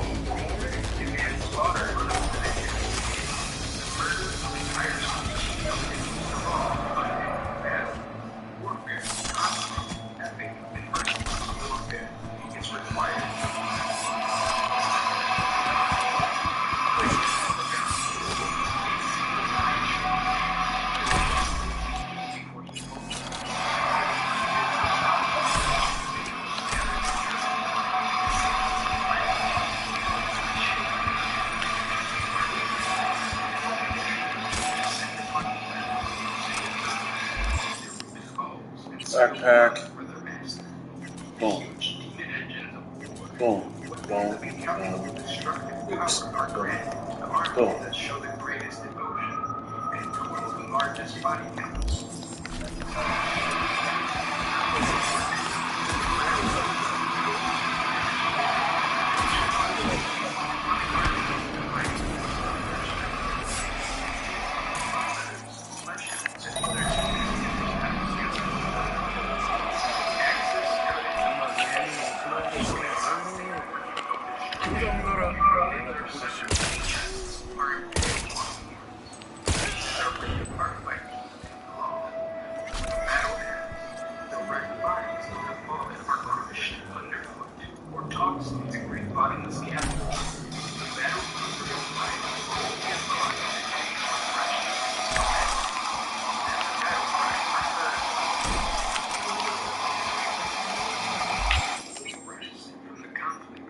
reserved for the furnace deacons who work. Did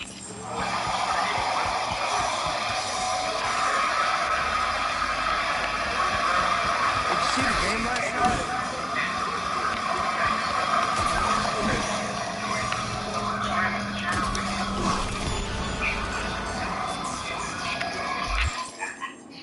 Ha! Made it to level 35. Thank you so much if you're already a subscriber. Please comment down below and tell me what other god of the Chaos realm you would like to hear about next. Comment down below.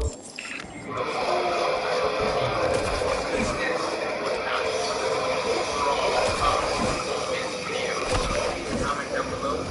Like, share it, and everything's going well now.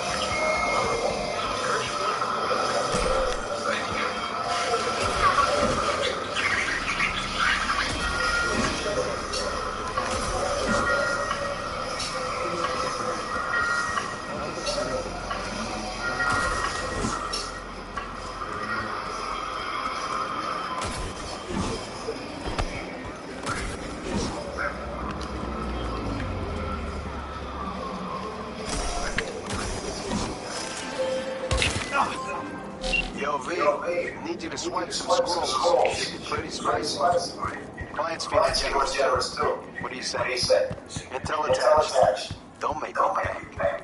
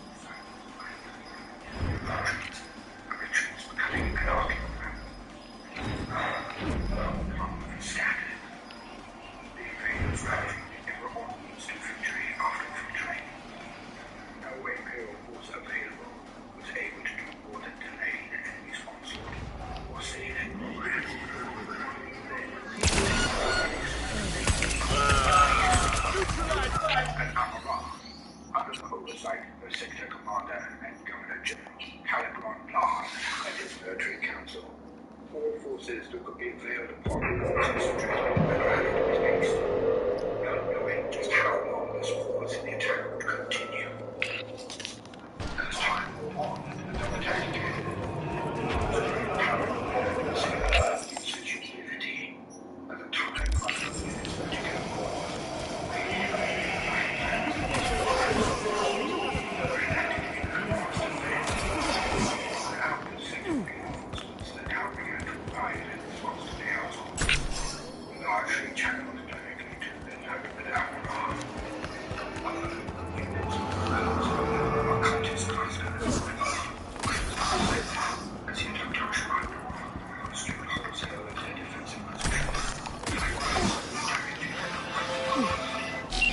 Yo, V, need you to swipe some scrolls. Should be pretty spicy. Client's feeling generous too. What do you say? Intel attached. Don't make me mad.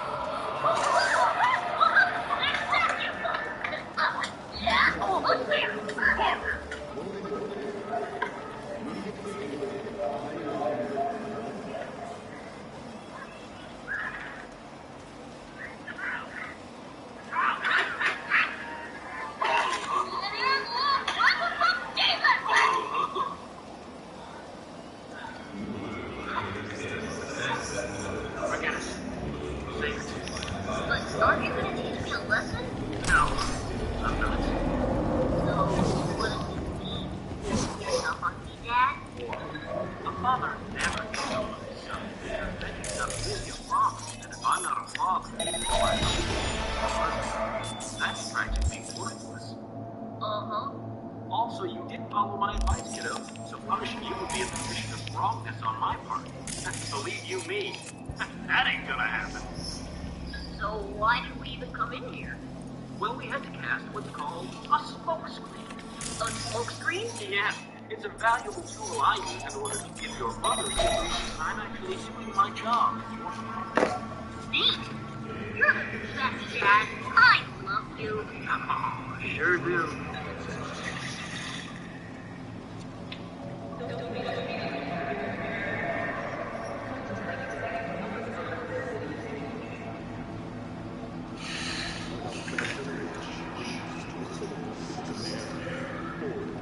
Within the diverse and metropolitan populace of the young Tau Empire, there exist numerous client species who have pledged their existence to the furtherment of not only the Tau, but also of the greater good.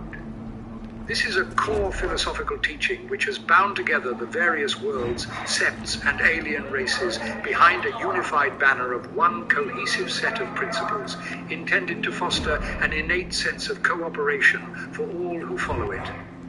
One of its foundational doctrines is that those within the Empire should always attempt to bring any newly discovered sentient species under their fold.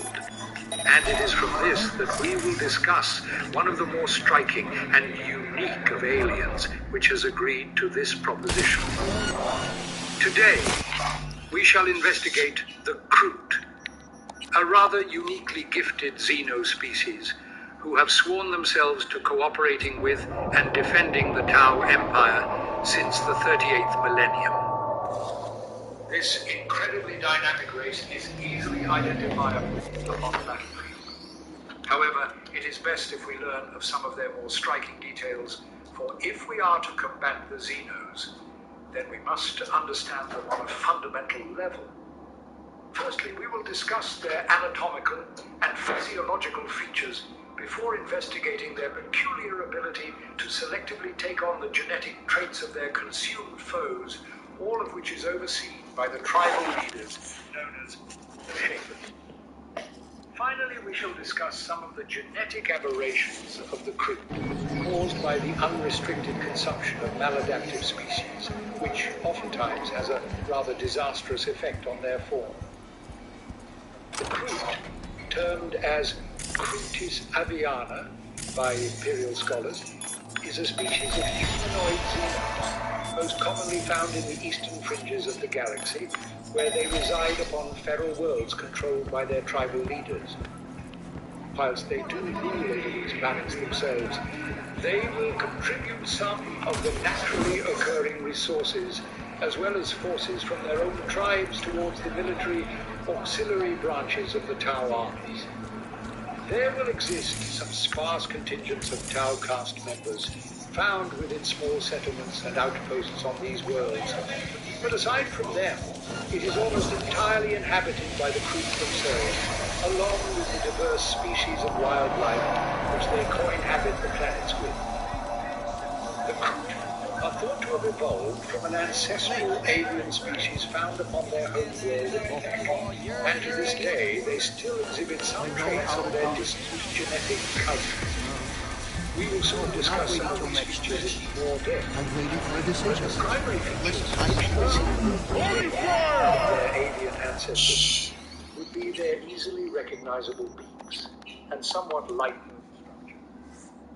The most commonly encountered Kroot have been colloquially referred to as Kroot carnivores, due to their habit of consuming the foes which they kill in battle. And although there are several subspecies which we will soon discuss, I shall focus on the carnivores during this sermon.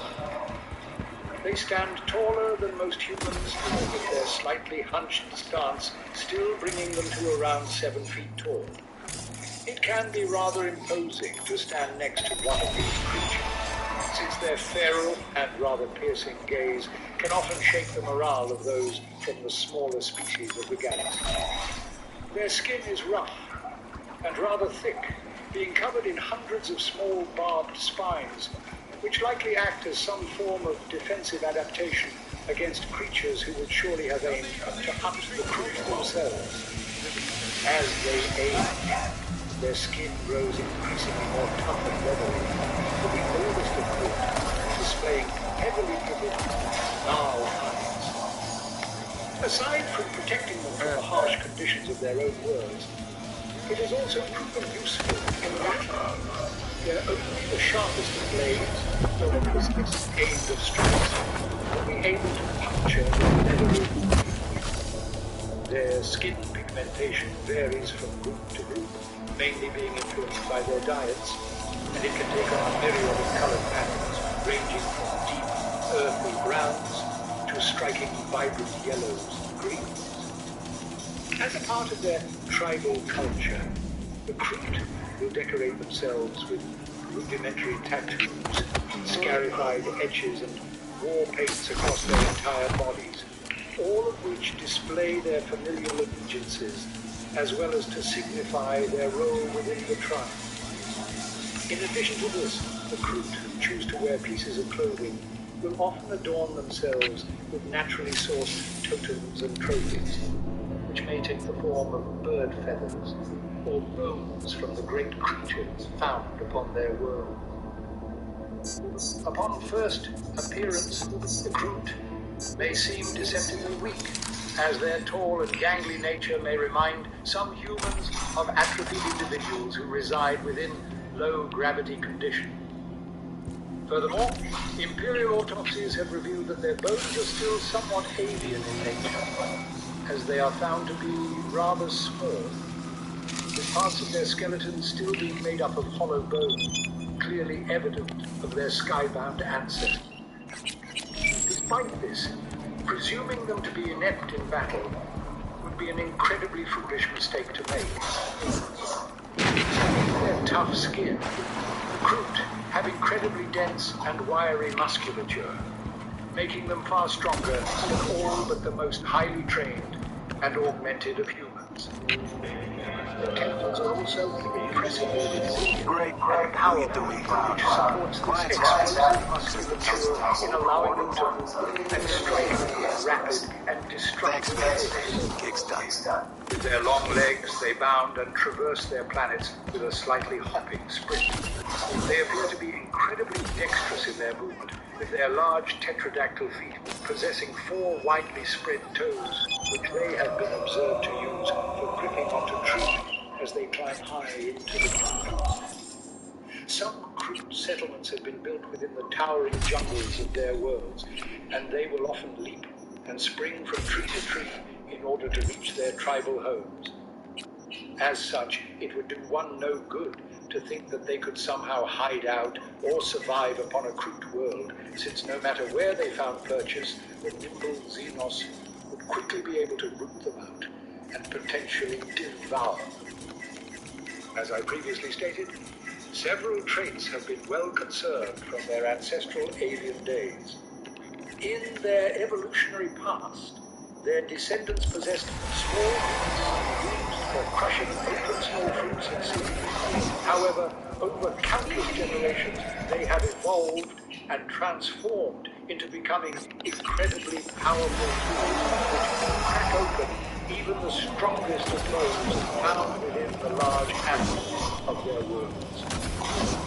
Though the preferred diet of the carnivores would consist of the dense, fleshy meat and organs of an animal, they too have a taste for the rich, buttery marrow found within the hard bones of their victims.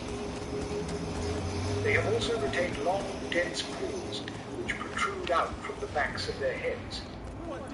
After several autopsies, Imperial agents now suspect that this crown could be some form of a sensory organ to the Kroot. Each quill contains several small bundles of sensory ganglia which connect to their frontal lobe, providing them with vital stimuli regarding the surrounding environment.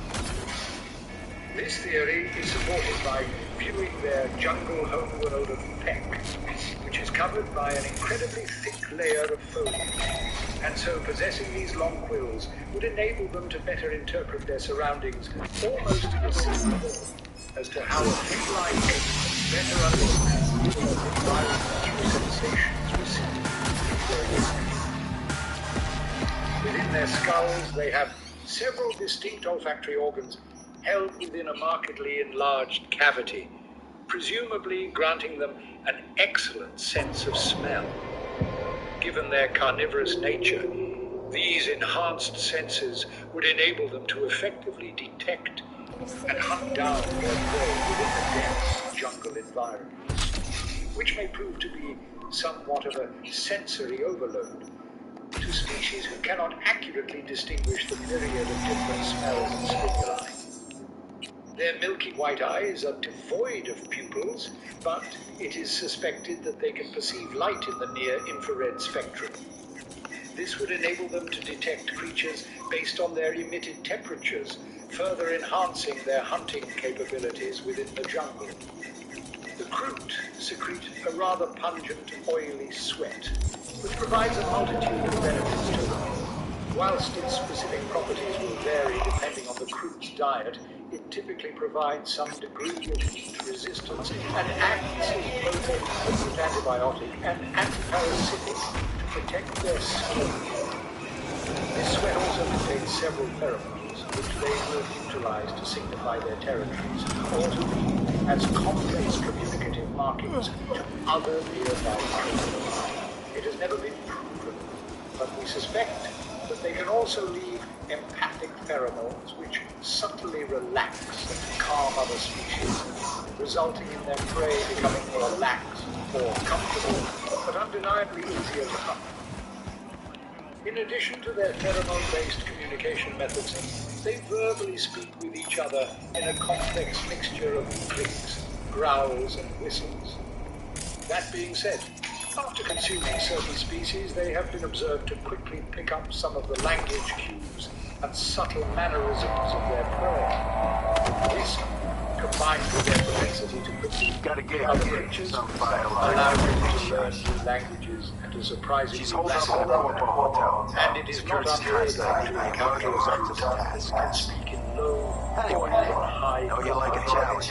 As such, while this may be seen as somewhat heretical or xenophilic to some of you, some of the more extreme of inquisitors or rogue traders have been known to keep a Kroot carnivore within their retinue, since, despite their alien nature, they do provide a great aid in the art of tracking and of hunting. Now, I have alluded to the Kroot taking on different physiological features depending on their diets, and this is due to their rather unique and species-defining trait known as shaping. After devouring the flesh of a fallen creature, they can selectively absorb genetic features of that species, integrating it within their own genome, allowing them to rapidly express those characteristics within themselves. For example, if a Kroot was to repeatedly and their skin would take on a greenish tinge. One of the lesser-known examples of abilities gained from shaping would be from a very select group who managed to consume the flesh of the migratory reptilians known as crotalids. These creatures would move from world to world, teleporting themselves through the warp to new lush planets, all in the search of new prey. However, one group eventually found themselves on Peck, where they were hunted down by the members of the Misthound kindred. Though only a small group of the Kroot were able to gain this warp-traversing ability from their fallen foes, it is still rather amazing to see the extent of genetic abilities which they can procure from the simple act of consumption. This shaping ability is innate to all Kroot. However, they do not all possess the gift of being able to recognize which traits will be most advantageous to them, and which traits should they avoid. This skill is almost only observed in the elders of the Kroot tribes, and they are known as the Shapers. Most Kroot are rather animalistic and single-minded when it comes to the art of survival, but for these learned elders, they have been shown to understand the benefits of patience and have risen to a position within their tribe where all would respect their directives and orders. As they age, their wisdom and understanding of not only the galaxy, but also of their own unique biology becomes more and more comprehensive, until they stand in a position where they can act as somewhat of a shamanic leader to their tribal kindred. Through decades of experience, the Shapers have developed an insightful knowledge in analyzing a creature's DNA to determine whether or not it would provide any benefit to their kin. If they were to consume a newly encountered life form and discovered that it would somehow corrupt or taint their genome, then the Shapers will forbid their tribe from ever feasting upon their flesh. In this sense, we can view the Shapers as somewhat of a guardian to the Kroot, not only in that they will lead their kindred through challenging situations, but also in that they will safeguard their very genetic material. Each kindred will be led by their own Shaper, who will determine the best path for their kin to take. And this will greatly differ depending on their surrounding environments. For this reason, no two kindreds will ever be the same, as their genetic makeup will always depend on the local flora and fauna, resulting in some tribes displaying incredibly vibrant and unique physiological characteristics. For example, on the ice world of Yunchen, the Shapers direct their tribes to consume the flesh of the native ice bears, resulting in these Kroot being coated with thick, shaggy white fur. Conversely, the Kroot upon the oceanic world of Hydrix will hunt and feast upon the aquatic life, providing them with webbed limbs, which vastly improve their swimming capabilities.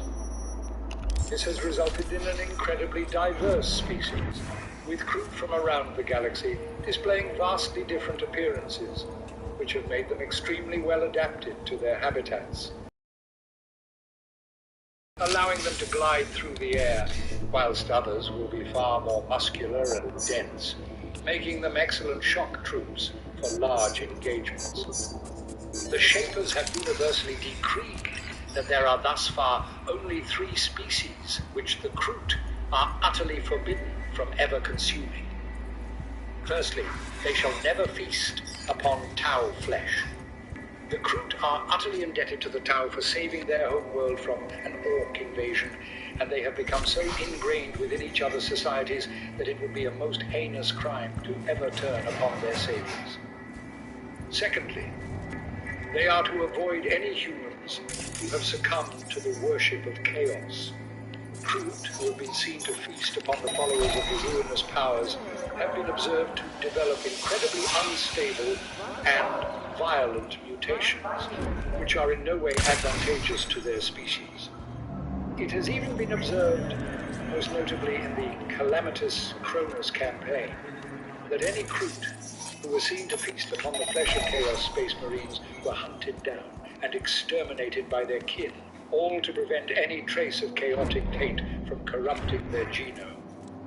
The final forbidden fruit would be the flesh of the Tyranids. The Shapers are utterly disgusted by these creatures, and the ever-changing genome of these bioforms produces an innate feeling of repulsion to them. They cannot reliably or safely incorporate Tyranid traits within themselves, even if they may seem beneficial, and as such, the resulting genetic instabilities has led them to declare their flesh as being utterly inedible to their kin. Some crucial and changing genome of these bioforms, final forbidden fruit would be the flesh of the Tyranids. The Shapers are utterly disgusted by these creatures, and the ever-changing genome of these bioforms produces an innate feeling of repulsion to them. They cannot reliably or safely incorporate Tyranid traits within themselves, even if they may seem beneficial, and as such, the resulting genetic instabilities has led them to declare their flesh as being utterly inedible to their kin. Some Kroot have attempted to devour the fallen constructs of the Necrons, and their powerful beaks are more than strong enough to break down their shattered Necrodermis frames. This, however, has also proven itself to be a most tainted delicacy. Upon the world of Karok, any Kroot who had feasted upon Necron remains were afflicted by a terrible nanoscarab plague in which tiny scarabs burst out of their bodies, utterly devastating the tribal forces and leading to the unnecessary deaths of untold Kroot warriors. That being said, the Kroot are free to indulge themselves with any other species which has been declared as safe to consume. They almost universally have an innate urge to feed upon fallen foes, likely as a vestige of their ancestral animalistic days, so the Shapers will allow them to feed to their heart's content once a battle has been won. If appropriately directed by the Shapers, the Kroot will maintain a healthy, diverse genome, enabling them to maintain their intellect and physical strength. However, if left to their own devices, they may consume too much of the same creature or too much of a prey animal which corrupts their genome, leading to stunted subspecies who are seen as nothing but genetic dead ends. The first of these will be the Kroot hounds. They have feasted upon the feral, wild, canine-like creatures found within the jungles of Pek, and as such have devolved into being mindless quadrupeds who are kept in packs by the Shapers and are only unleashed during a large hunt or during times of war. They are incredibly ferocious, and they have been known to turn upon members of their tribe if they are poorly disciplined, or if their handlers simply let their guard down around them. The Krootox are similarly seen as genetic dead ends to the Kroot. They have developed into being huge beasts of war, standing as something similar to a monstrous ape, where they will pound enemies into nothing but pulp and shattered bones with their gigantic, brutish forelimbs. The Kroot will often mount large weapons upon their backs and will ride them into battle, making them into a form of a mobile weapons platform. Thanks to their unusually thick and dense hides, the Kroot will rarely find a need to mount armor upon a Krootox, since their skin is more than tough enough to withstand small arms fire. Narloks are similarly Kroot who have evolved into being gigantic, terrifying beasts. They stand as creatures similar to an ancient dinosaur, with their massive jaws being able to crush through the strongest of Imperial tanks, and their sheer bulk can crash through defensive lines to utterly demolish any enemy troops which may oppose the Kroot. That being said, they seem to be rather maladapted to their environmental niche upon Pek. Their immense size makes them inept at traversing the thick jungles, whilst their small eyes have cursed them with fairly poor sight. And yet, they still have their own unique hunting tactics which have served them well. Rather than striking from an ambush, Narloks are persistent hunters, and they will simply chase after their prey for hours until the poor creature finally falls, exhausted, with a Narlok before a tremendous feast. Some scholars have also suggested that due to the etiology of their beasts, that they may be obligate scavengers who only feed upon the fallen remains of other animals. However, this has never been entirely confirmed, since it would be near impossible for an Imperial agent to gain access to a Kroot world purely to study their living. Whilst these subspecies are utilized by the Kroot, there are some which are seen as pure abominations, and they are hunted to extinction wherever possible. Deep within the jungles of Pek, some Kroot have devolved into a state of pure madness, where they can serve no purpose to the kindreds, and these monstrous creatures must be exterminated at any cost. Oftentimes, the foreboding depths of the jungles in which they reside is seen as being cursed, and so only the bravest, almost foolhardy of Kroot will delve into the oppressive darkness to end the suffering of their corrupted kin. This brings us to the end of our exploration into the Kroot. I will quickly mention that it is not only their bodies which will change upon feasting, for their minds will also be altered by their prey. If a Kroot consumes the flesh of foul Drukhari, they have been observed to become more cruel and more sadistic towards their enemies, often leading to darker methods of hunting down more potential victims to feed upon. Some scant sources have also suggested that if a Kroot diet includes a healthy dose of psycho flesh, then they will become more in tune with the wild tides of the world, allowing them to better navigate the glaciers through the Nevertheless, the Kroot are seen as incredibly valuable allies to the town. Even if they are slightly disturbed by their propensity and desire to devour their fallen foes, they still accept and embrace their differences, bringing them into the great fold of the greater good.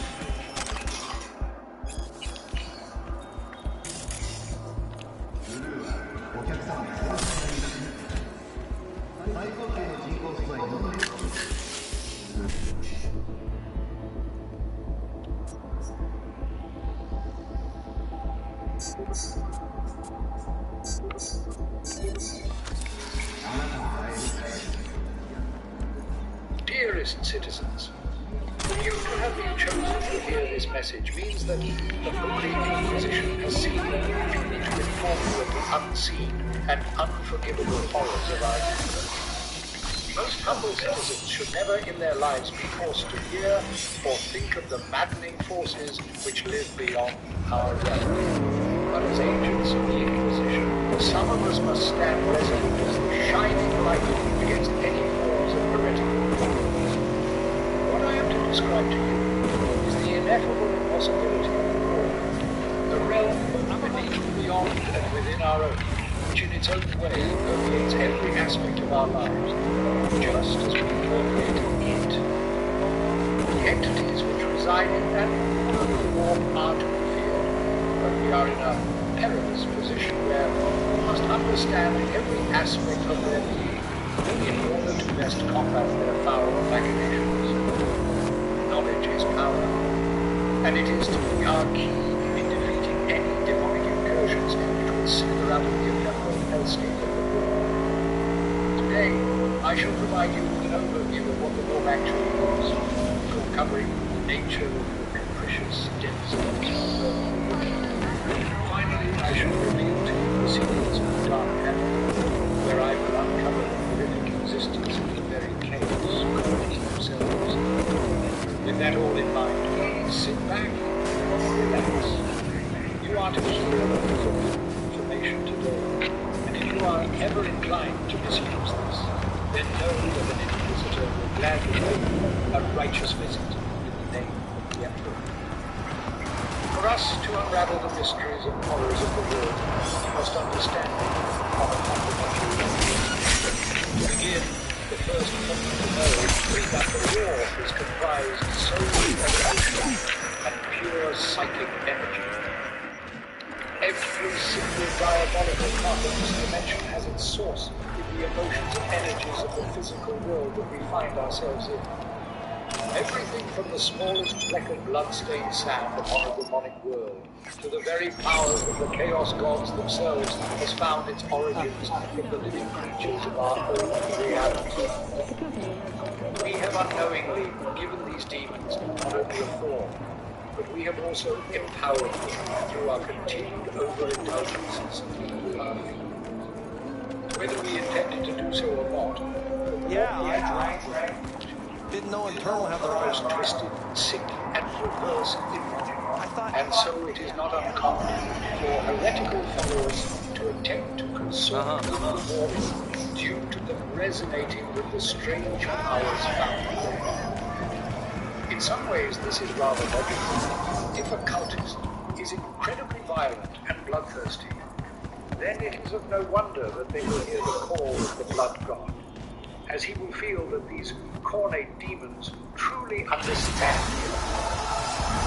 The fool, however, does not realize that he is a part of the cause as to why these demons exist, for if he never felt the overwhelming urge to kill, maimed, and burned, then his own psychic emanations would not have empowered the Lord of Skulls. Even though each individual may only possess an incomparably weak soul, we must remember that every living being throughout the galaxy contributes to the world. And so the untold trillions who have lived and died throughout history have all unknowingly contributed to the creation of the world as we know it today. Whilst the psychic ripples of our mortal existence may produce the actual landscape and foundational realm of the world, we must now ask, is this also the source of the demons themselves? But you are not the masters of your memories, for your eyes do not belong to you, or rather, not only to you. Then the psychic forces produced in this. Do you truly believe that those who have sold you your mechanical eyes have resisted the temptation to peek through them? Will become something. Cameras are all around us, even within us. Your joy, your worries, your life. For them it is all mere spectacle. Let's just say you're right. So what? Should I just gouge out my optics? Thanks, but no thanks. You are beyond salvation. But not the children of the future. Life untainted by surgery of the sacrilege. With that in mind, we can yet save them. May the mothers shield their bodies. May the fathers instill their hatred for Crow. And with the strength of demons. But who are those who follow our every step? Why the Inquisition is forced to quell and exterminate any chaotic followers wherever they are found. Why the Titans of Entertainment in Alpha Centauri? Bring humanity to its knees. In their wretchedness, they placate their weary and oppressed masses by putting our laughter, our tears, on full display! Exuberantly bubbling demon of to a single instance of somebody not washing their hands.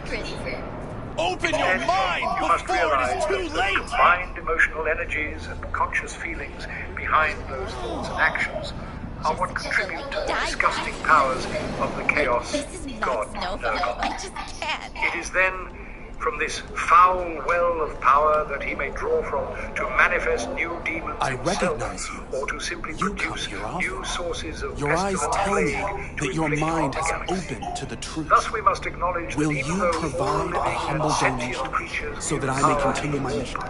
That the beneficiary of these powers is the one Use this to wake Night City manipulate up. and shape it to fit their most heinous of desires. Thank you for your devotion.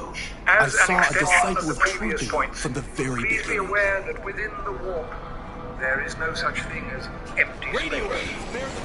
Every single part of the immaterial realm will hold the potential for all manner of strange and terrible entities to appear. This is not simply limited to demonic forces, but should a powerful enough creature desire it, I was thinking about swapping some chrome. You got any new toys? such a way Have a look. an entire planet for themselves to reside upon. While some Inquisitorial members may believe that they hold a firm grasp of technology, this tends to be rather limited to real space incursions or demonic outbreaks due to heretical cult worship. It's far harder for us as humans to claim to be experts in the nature of demons whilst within the warp, as by its very nature, the immaterium will not conform to that of what we know, and it will instead change and bend itself to rack our humble minds. Furthermore, the demons themselves will gladly and gleefully jostle and shake the tides of the warp if they know that it would hinder the work of a mortal, since to them we are nothing but fickle playthings and toyed with until our eventual demise. This ever-shifting property of the warp is to be of a particular importance to the navigators who steer the mighty barges of the imperial fleets throughout the tumultuous oceans of immaterial energy within the warp. To them, they must understand that even though they may see a course through this hellscape as appearing relatively stable, that they do not live in this realm, and that even their own mutated minds cannot truly comprehend the undulating sway of unreality. Any area of the warp no matter how clear and navigable it seems, could change in but an instant, with huge storms manifesting themselves around a ship to ensnare the poor crews for a lifetime. Equally, were it not for the mighty Geller fields, which shield the Imperial vessels, horrific demonic impossibilities would rapidly materialize themselves within the relative safety of these ships, where they would seek only to rip and tear whoever they found to pieces before claiming their very souls as a prized trophy.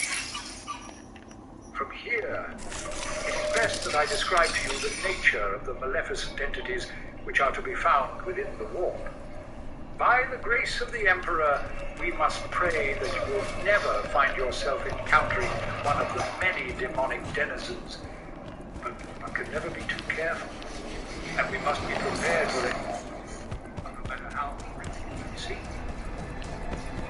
Firstly, we must understand that the warp is inhabited and ruled over by 4 entities who hold an unmatched level of power within this realm.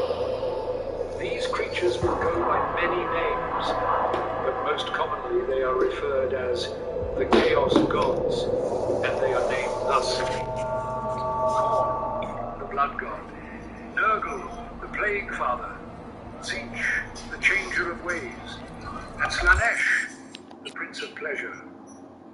These 4, just like everything else within the warp, are made up of psychic energies. However, they point for a specific set of emotions within reality. What I mean by this is that the 4 gods can almost be seen as conceptual beings. They will represent the sheer essence of an emotion, and they will express this within their very nature, in their hellish domains, dog, and listen. subservient Got a yarn for you. followers. Quick biz. Each act as You extensions interested? of themselves. All right, lay it on me. Was cruising the net, you feel? And I spotted an interesting classifier. Wait, let me guess. Performance enhancers? A used Mr. Stud? Cheap?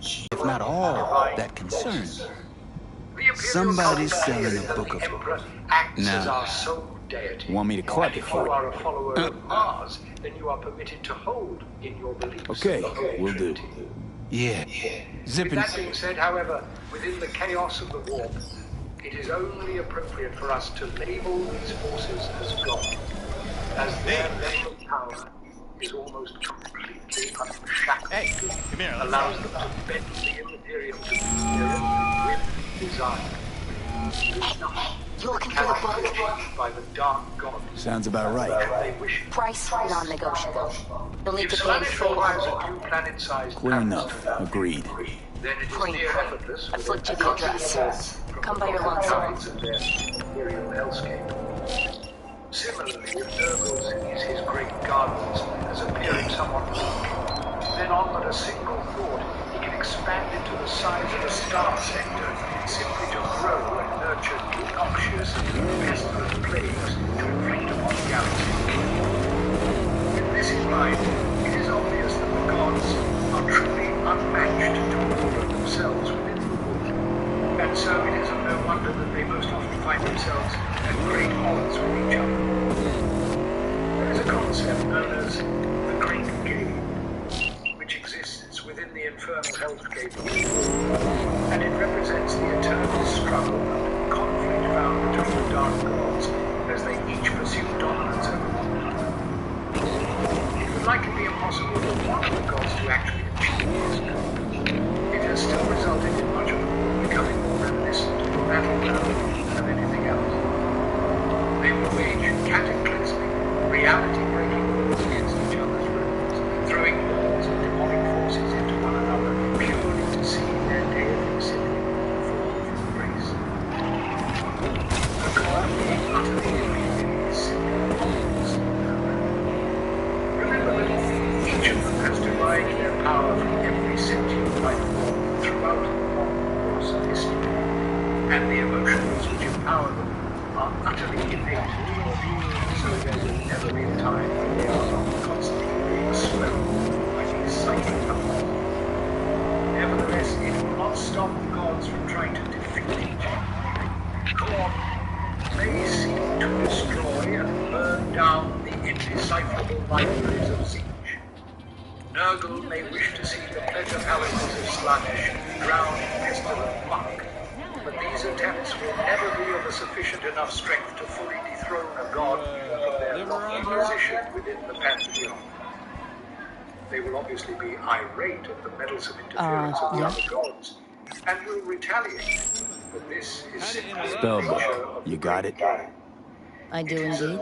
internal Tucked away somewhere safe. unreality. You want with no coordinates? goal to ever be I need to see achieved, my money. only carnage and ephemeral conflict. As I have Are you trying to previously fuck me? alluded to, each god No, is not- fueled Because I by really the got it in for rage people who of try emotional that. forces from mortal beings. Always tempted to And end because any of this, conversation they are like that. incredibly Violently. single-minded, Abruptly. monomaniacal when it comes You'd be to making a their mistake. desires. A big one. In this way, I'm not out to con you. the actions of the gods can be somewhat Also, predictable. I'm not a victim. I'm prepared just as well as you are. Inquisitorial agents to exercise and manage Stinks to high hell. when they But are okay, encountered within take your reality. word. For example, You if won't a regret district it. of Better a hive not, city or is you suddenly will. racked Bigly. with disgusting, Giving you noxious my word on disease, that. which reduces all life to a massless Just flick you the sludge, coordinates. then this could only have ever been the work of the plague father We'll see. Nurgle. As such, the Inquisition will be able to effectively and appropriately respond to this in a manner which is best suited to quelling a Nurgle-like influence. Just as the warp is ever-changing, so must be our tactics in opposing it. Each day, demonologists within the Inquisition Zetatech XPR. Gotta be like 50 years old. banishing demons. But even the most senior of agents would relinquish the truth that there is likely no possibility for us to ever be free from the taint of those infernal creatures forever. Just as each chaos god will manifest and create demons in their own image, so too will they shape the landscapes around them to best suit their desires. The warp has no true physical dimension, and its geography would be impossible to map given the ever-shifting nature of this realm. However, we can still identify Top of the several line, distinct areas within the immaterium. Each of the gods will rule over a vast area which they will call their domain. It will be where they have formed their palaces and romping grounds, and where you will find the endless hordes of lesser demons who enact their gods' every fickle Whatever you directive. desire. Each realm will be entirely different from one another, as they have been made to reflect the essence of their ruling god. For example, the enticing and suggestive circles of seduction within the realm of Slanesh could never be compared to the septic abyss found within the deepest depths of Nurgle's Garden of Blight. Between their own personal realms, there exists a proverbial no-man's land of the warp, known as the Formless Wastes. These foreboding regions are simply made up of tidal warp energies which sometimes crash into strange landscapes, all of which reflect the passing emotional and psychic energies of mortals within real space. Odd stairways which connect in impossible geometric arrangements will exist to lead you to nowhere, and mysterious modular fortresses made of oozing tar will trudge forth before finally collapsing into a sea of thick icons. Every possible dream and every eventual nightmare can be found in this realm, and some say that the utter madness here can sometimes give rise to the secrets of reality if one knows of where to look. These wastes are where the undivided and abandoned demons of chaos will lurk. The lesser servants to the dark gods will reside within their own plane, always at the heel of their master. However, there are some entities which do not have a god, and these should be seen as more of a pure manifestation of chaos itself. Creatures known So, as Furies you will got the sweep book? about this domain in You great got my force. 80s? They As will I said, come into existence by pure I am a chance, serious as man. life formed from the twisted Amount is clouds agreed. All yours. power by feasting upon more primal Thanks a bunch. emotions, such as Don't mention fear it. and dread. It's money that well sometimes deserved. lurks out in the dark. When a human dies, their soul will appear in the warp as a wisp. They will float as nothing but a small orb of light, with the echoes of their life softly calling out into the ocean of chaos around them. The Furies will dive down and prey upon these unfortunate beings, either to devour the soul themselves or to produce it as a gift to a greater demonic entity in the hopes that it brings them some praise with their patron god. Hey, come here, let's talk. In the inquisitorial libraries, we hold many sacred texts from times long forgotten by man. However, there is one which is held in the most forbidden of vaults, and it is known as the Liber Malefic. This tome contains a lost account from an ancient witch hunter who, whilst in a comatose state, reportedly traversed the tainted realm of the Warp, and he summarized his travels with the following statement.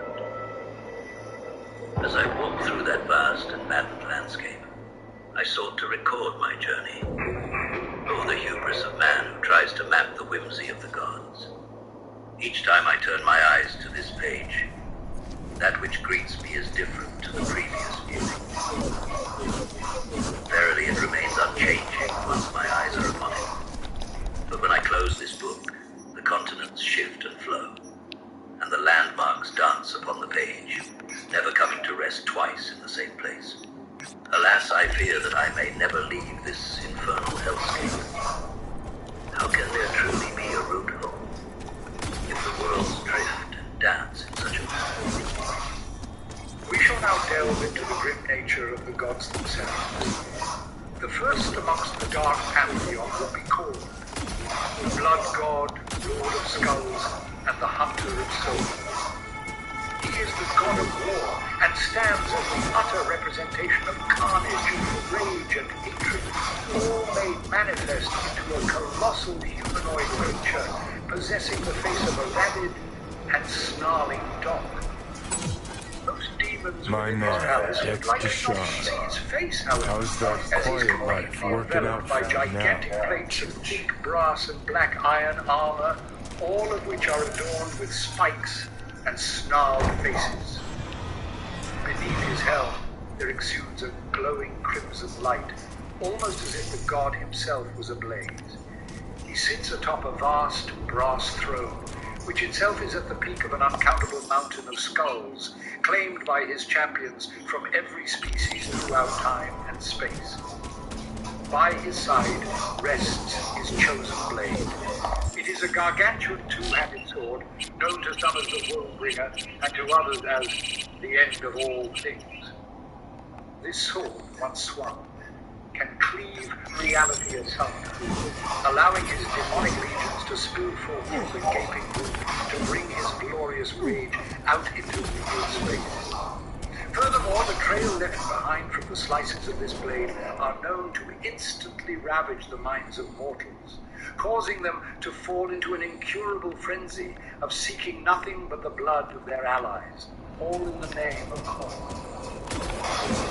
Throughout all of time, every single species and every single civilization has been built on the bones of those who were killed in the name of conquest. No matter whether a war was waged for territory, religion, ideology, for resources, or simply for the sheer thrill of it, we all have the stains of blood somewhere across the vast tapestry of our history. Each time this has fueled war and ascended higher and higher within the war. Even if our ancestors did not recognize one god, he has manifested himself within every culture as the god of war, or as the silent driving force which pushes them further and further towards conflict. Oh, fuck a dog dog. One thing I know like I know my own name. You do not poke around strangers' cool boxes. Best case scenario, you find a half-gallon jug of rancid milk. Worst, motherfucker up a set mass. That's Raish Bartmoss. When man first slew his brother, B. Bartmoss. Data crash rabbit Bartmoss. Guy who trashed the first net? Well, it wasn't his uncle. Yeah. Him. I'd recognize that mug anywhere. Wanted posters all over town back in 2020. Public enemy number 1, dead or alive. Half the city was on the hunt. Poor bastard. Ended up here as a dead rat in a pool box. Conflict, the Till desire some to dominate circus all felt others, so and much of the money. desire to kill. Yeah, about 20 years back, judging by the stench. Well, stood about as much as I can. Gotta go. Hold up. Gotta be some electronics in here. First net relics, almost crane powered. Be a shame just to leave it. Nah, I need to think about it. For a successful Cornet Said the gong who missed the shot. Come on, look inside. twice their normal size. And their temperament will likely become far more fixated. Well. SGI Tech Elise. Best cyber deck in its class. See? Worth getting a little rot on your hands sometimes. As it is through any type of Just thinking. Cat at the Afterlife goes by Nix. Looked like somebody who'd know legacy. Chat him up. See what happens. Could end up pulling something from him. You are participating in a battle for just, righteous reasons. Each time you kill an enemy or feel the flames of hatred filling your chest, then this energy is what gives Korn his power. Even though the smallest of our two brothers would provide some nourishment to the god of war. And there is always the possibility that the argument grows beyond the smallest squad into a glorious act of bloodshed. An important point to mention is that Korn is also given strength from some emotional energies which are rather more positive than simple acts of violence. He can just as much be seen as the god of war as of the god of martial honor. There is no greater glory to be found than the single combat with someone. And Ken was courageous enough to stand for an enemy. No principle. He should garner attention. In this sense, a true champion of Korn should have the potential of being honorable and however, this is scarcely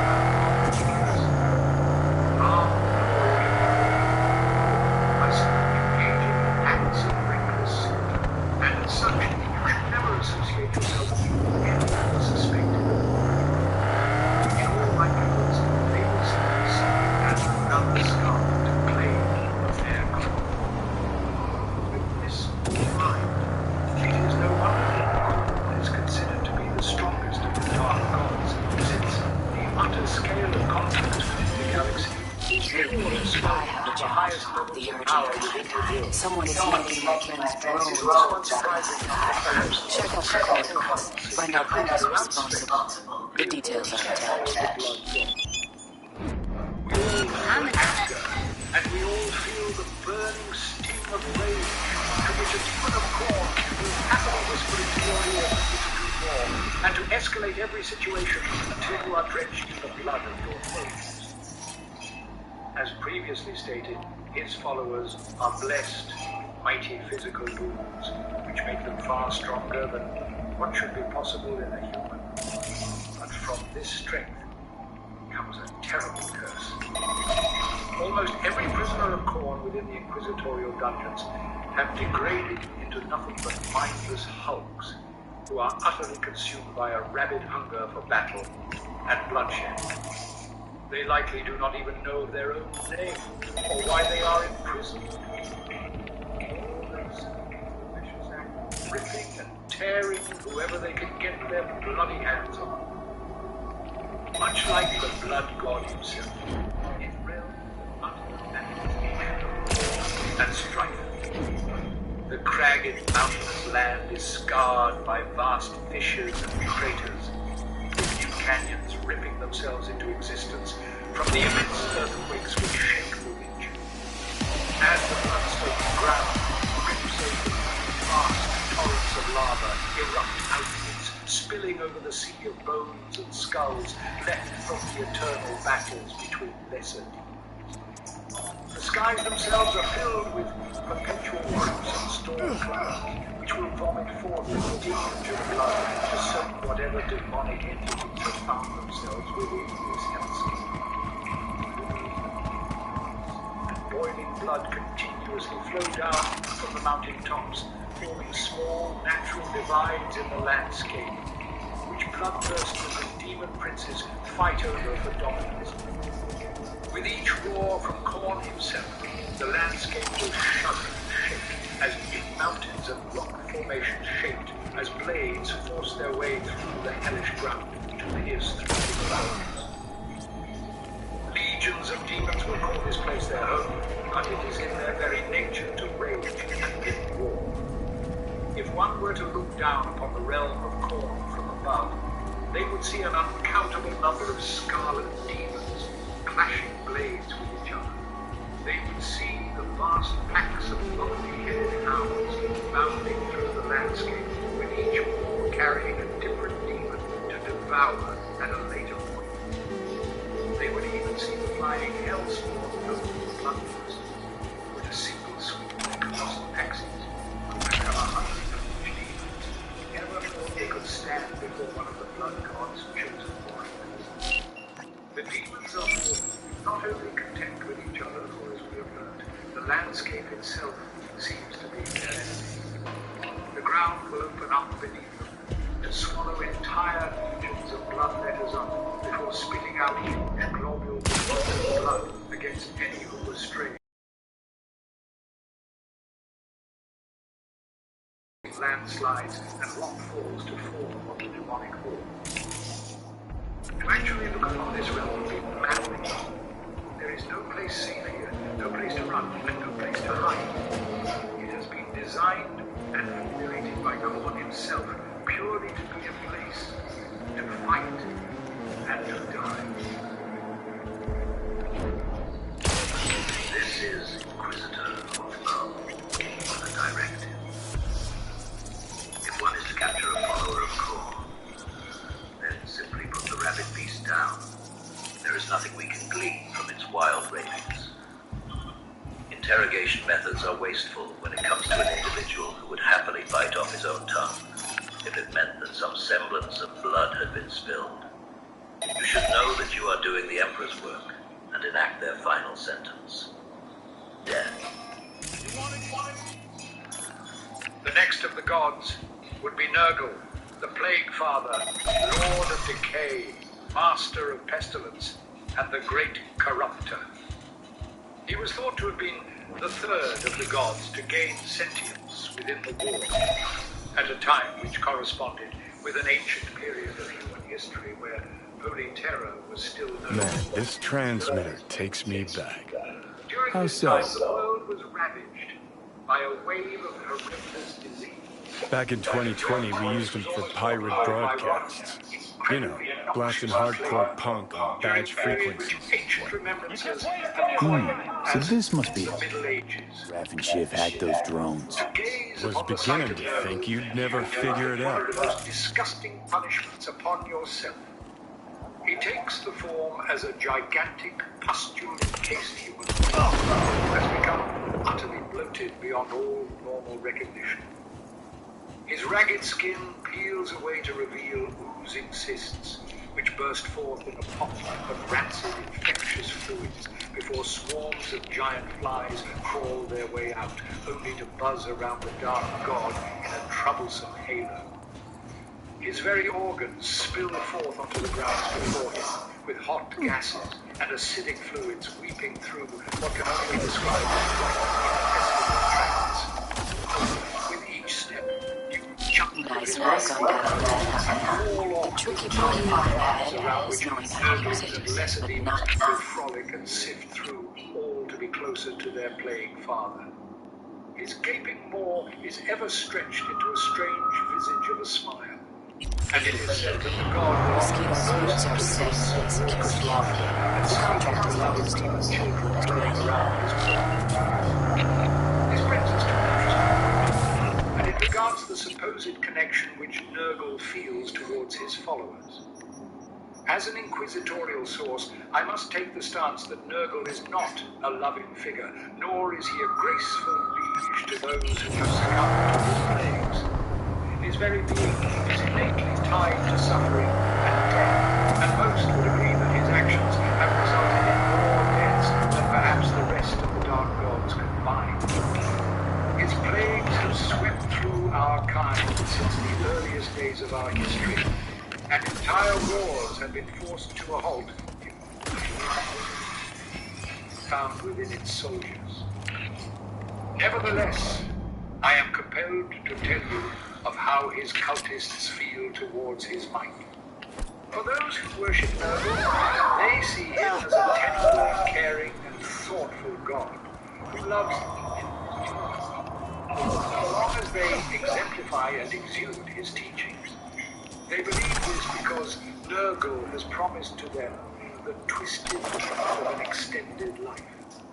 Their bodies may become racked with noxious disease, but they will never fall. The same plague which causes their organs to rot and liquefy will keep them up and ready to march forth, where they will spread the touch of Nurgle through infected holes and days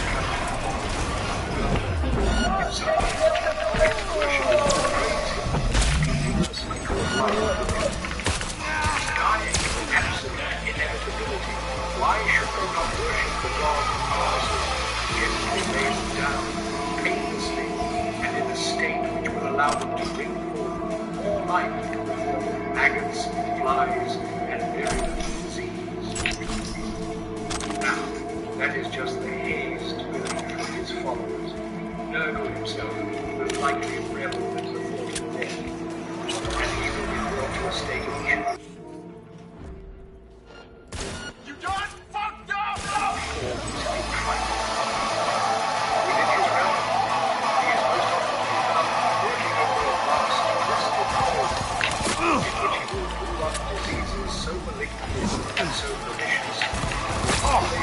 Entire star systems may be reduced to an ocean of working corpses, simply from one individual becoming infected.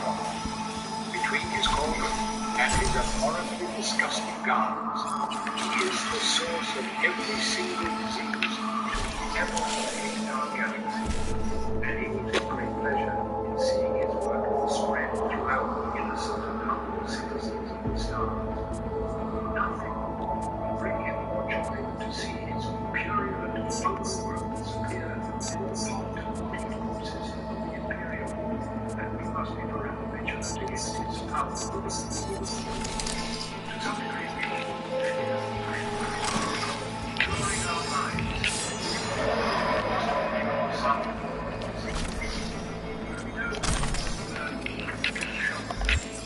and that it is not worth considering an alternative fate in which we are not strong enough to handle that which afflicts us. That dark cloud, however, which we have buried away so deeply and ignored so carefully, is something which further fuels Nurgle's power.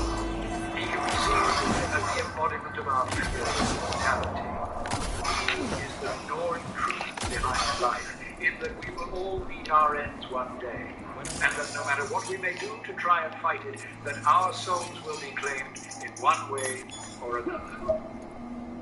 Rather sickening, within his foul gardens, Nurgle has trapped one of the last surviving Eldari gods within a gilded, molded rotten cave.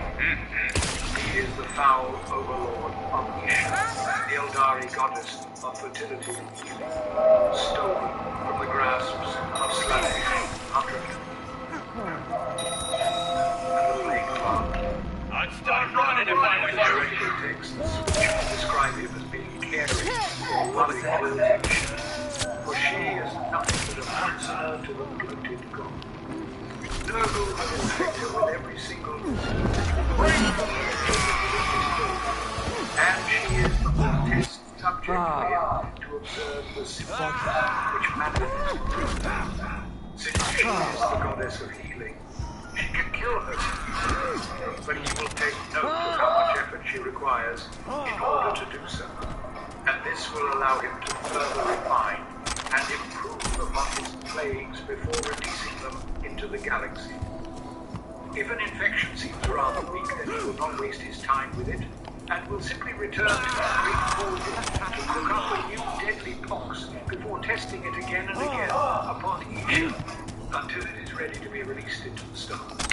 Some inquisitors who have spoken with the enigmatic Harlequin say that Isha whispers the cures of all diseases down to us mortals, so that we may be cured of this tale. But we must wonder if we can really trust the words of Xenos, who just gladly converse with us as they would orchestrate our own downfall. The earlier discussed generosity is gladly worship. His followers will find their bodies utterly racked with the most noxious of diseases. They will find themselves compulsively urged to set out in the countries, all so that they can spread their loathsome and putrescent gift to any who they encounter. I urge you, it is a malady, it is plague, it is death. You must know, in the very contagion throughout the entire galaxy, all for a pestilent and blighted god. Make no attempts at capturing a follower of Nurgle. Their taint runs so deep that their bitter presence will surely infect the entire inquisitorial dungeon. Maintain your distance from any who are suspected of harboring plague. Order your retinue to activate their places. The sentence shall be death by fire. The next god of the Dark Pantheon would be Siege, the changer of the very essence of possibility. They represent the ever-changing and constantly shifting ways of the universe. Their all-seeing, all-knowing mind, they know this time and it is said Come on out! You're not included! being an ever-meddlesome entity, we must wonder, did they pull on any strands of fate to bring us here? Or are they simply content to watch our own fate from within the walls? The other gods have adopted rather consistent bodies and forms, however, by their very nature, Zinch is rarely seen under the same guise more than once, and will instead shift and morph their form in concordance with the tidal flows of their quasi-magical plane of chaos. Those who have reportedly communed with the changer of ways always give different accounts of how they actually appear. Some claim that he appeared as a multi-limbed alien creature sitting in a lotus position with 3 heads, each spouting different impossibilities which contradicted each other.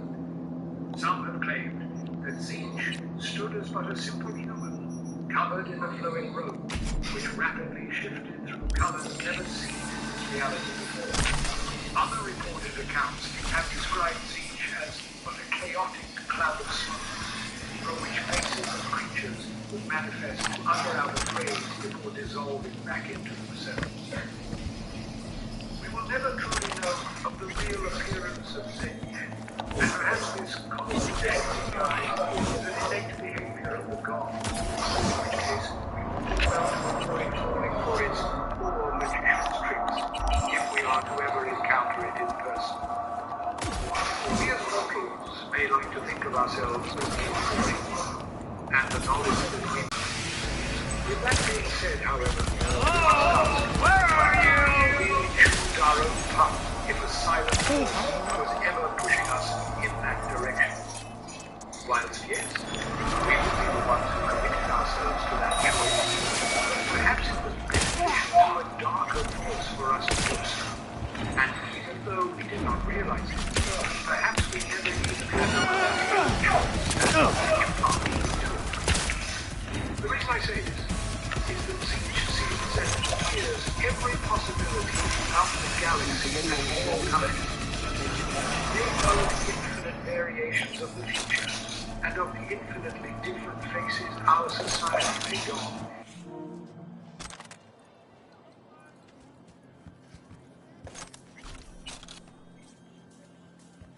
To take one action, there is oftentimes a tiny whisper in their mind, urging them to consider what that whisper will be from none other than Zinch. The god will be orchestrating an intricate series of schemes and plans purely to bring what is to be a beneficial outcome into existence. Their whispering will be cunning and manipulative, all to twist the foolish mortal into unknowingly Sometimes, however, Zinch will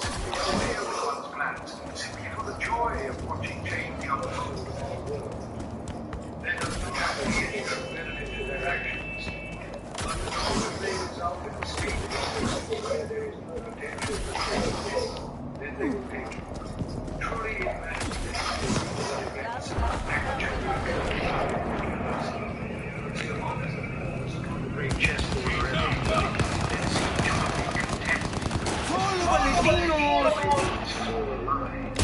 We truly do not know how to begin to understand and their indecipherable ways. If our theories are correct, then it is not so far-fetched to assume that every single action taken throughout the galaxy has in some way been orchestrated by Zinj for their own benefit. Perhaps we are not toys in some cosmic game, and our actions today will somehow reverberate through time, only to manifest into reality 40,000 years into the future to benefit a capricious scheme of Zinj. Since our actions are directly tied to the landscapes of the world itself, maybe every action we perform in reality has been predetermined by Zinj simply to feed the ephemeral energies into their own favor, somehow aiding them in winning the great game. If this idea is true, then it will be somewhat of an inevitability.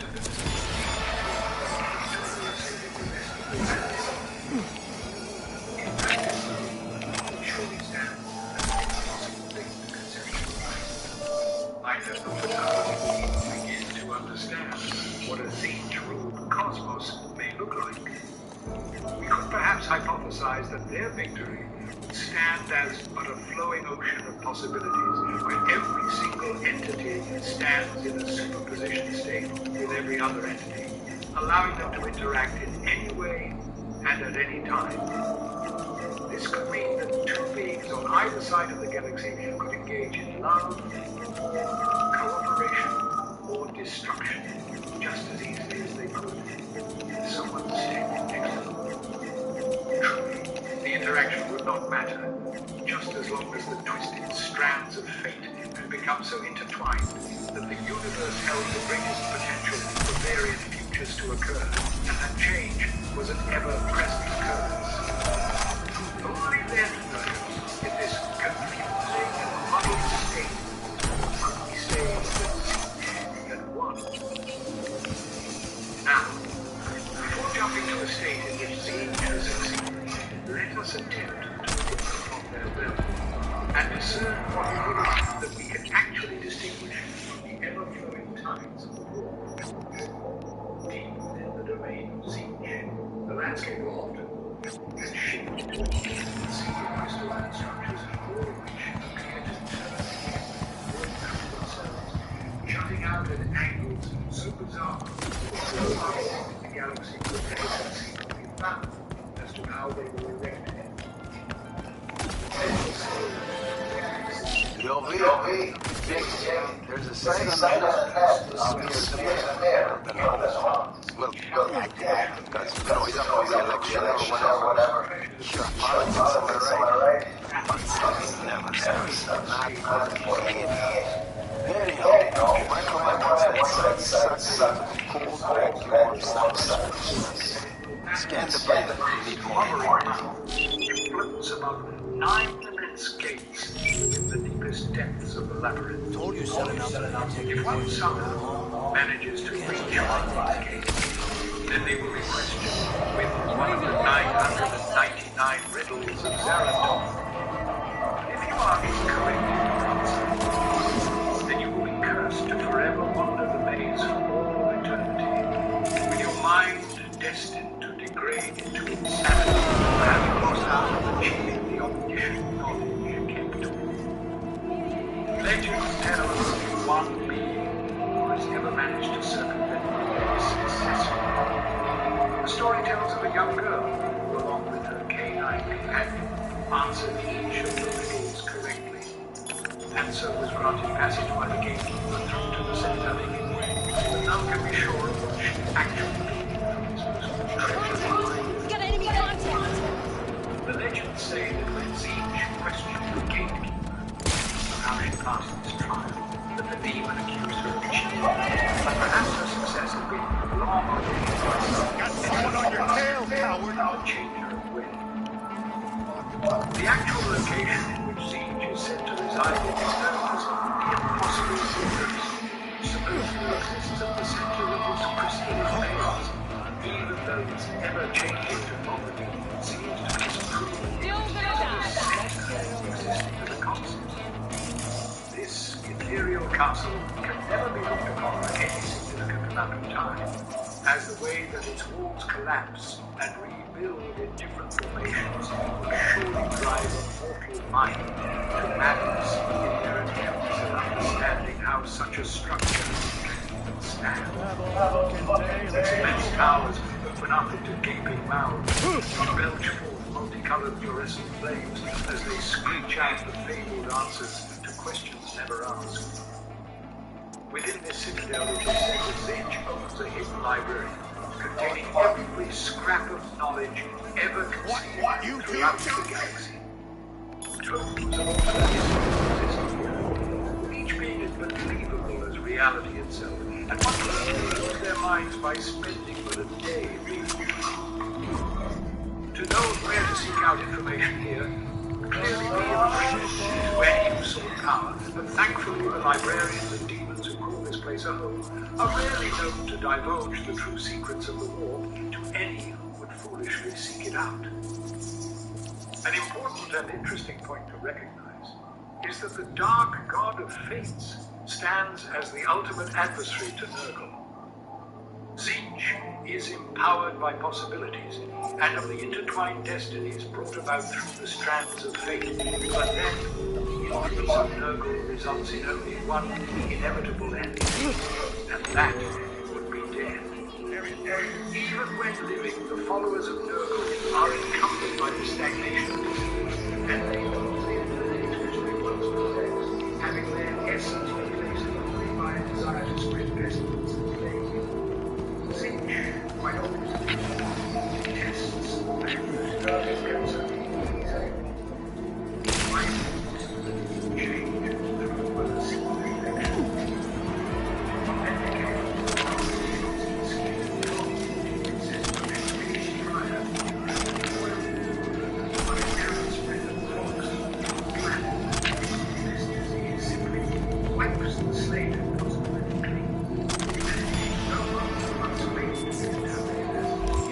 Other than an inevitable slog into decay. Just not a follower of Zinj. The mere presence of their cultists is surely a part of some plot which we could never hope to fully understand. In order to best safeguard ourselves, the worshippers should be sentenced to death immediately, and no further thoughts should be wasted. Unless the architect of things begins with their capricious whispering. You nail one asshole to the wall and another rises up in the polls. Politics is Make no mistakes about Slanesh. Although they are the youngest of the Dark Lords, they should not be underestimated to any degree. Those who fall under their tempting sway will find their eyes wandering to different places, with their minds utterly consumed by dark You did it, DMG. Just got word that virus blazing towards the surface like acid.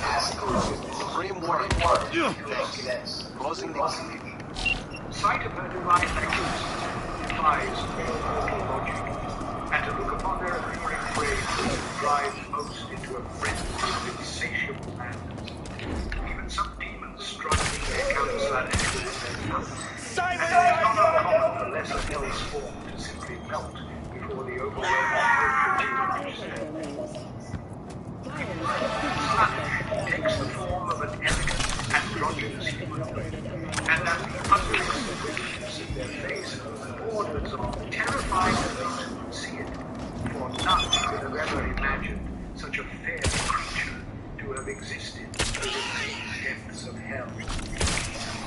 Amidst their flowing strands of luscious, glimmering golden hair, two great curved horns will jut out, which are oftentimes to be observed as the most precious and extravagant jewels taken from the interior. Now the appearance is one thing, but the dark truth carries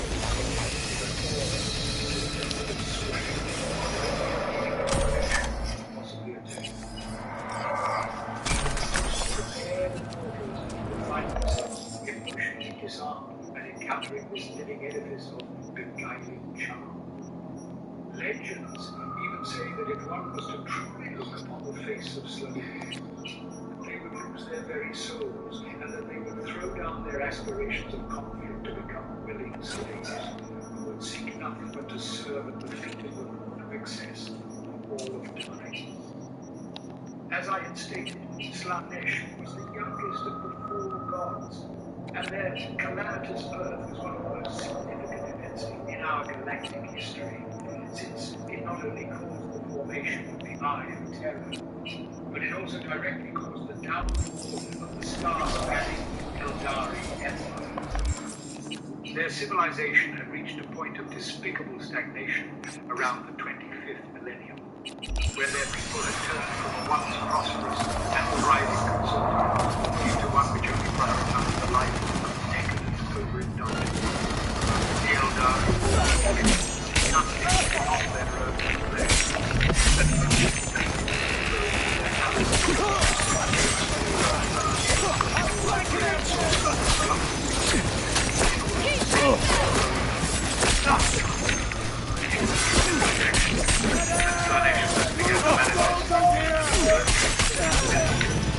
Where they fed off of the desires and dreams of the Eldari, rapidly gaining power at an unprecedented rate.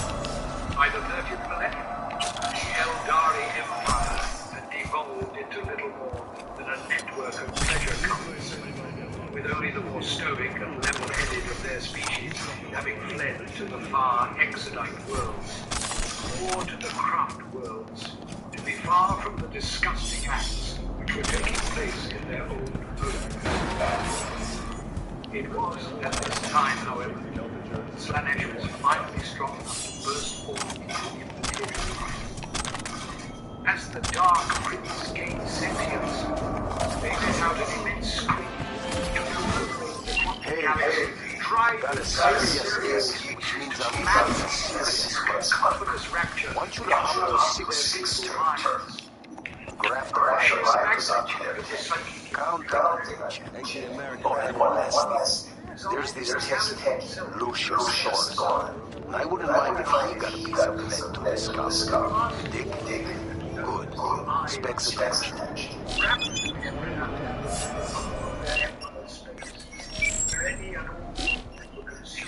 For today's local news on M54, I'm Jenny Jordan. For the 3rd consecutive year, Militech has been touted as Night City's best corporation to work for. This prestigious award can be attributed to the numerous employee benefits they offer, such as 5 paid vacation days a year, unlimited access to stimulant pharmaceuticals, and acquisition assistance. There exists an organizational challenge. When was the last time I fucked anything?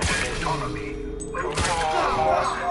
and yet is so intertwined with the dealings of terror that neither the Imperium nor this group would likely survive without one another. The institution which I am referring to is, of course, the Adeptus Mechanicus. These are both serious and somewhat abstruse adherents to the cult Mechanicus, who worship the holy trinity of the machine god, the Omnisire, and the motive force. Residing upon their independently governed forge worlds, the Mechanicus tech priests exist as something of a vassal state, in that while they may dictate the laws and policies of their own territory, they still must contribute their production output based on the desires of the High Lords of Terror. While this agreement has been incredibly fruitful and beneficial to both parties, the Martians were not always so amenable to this accord.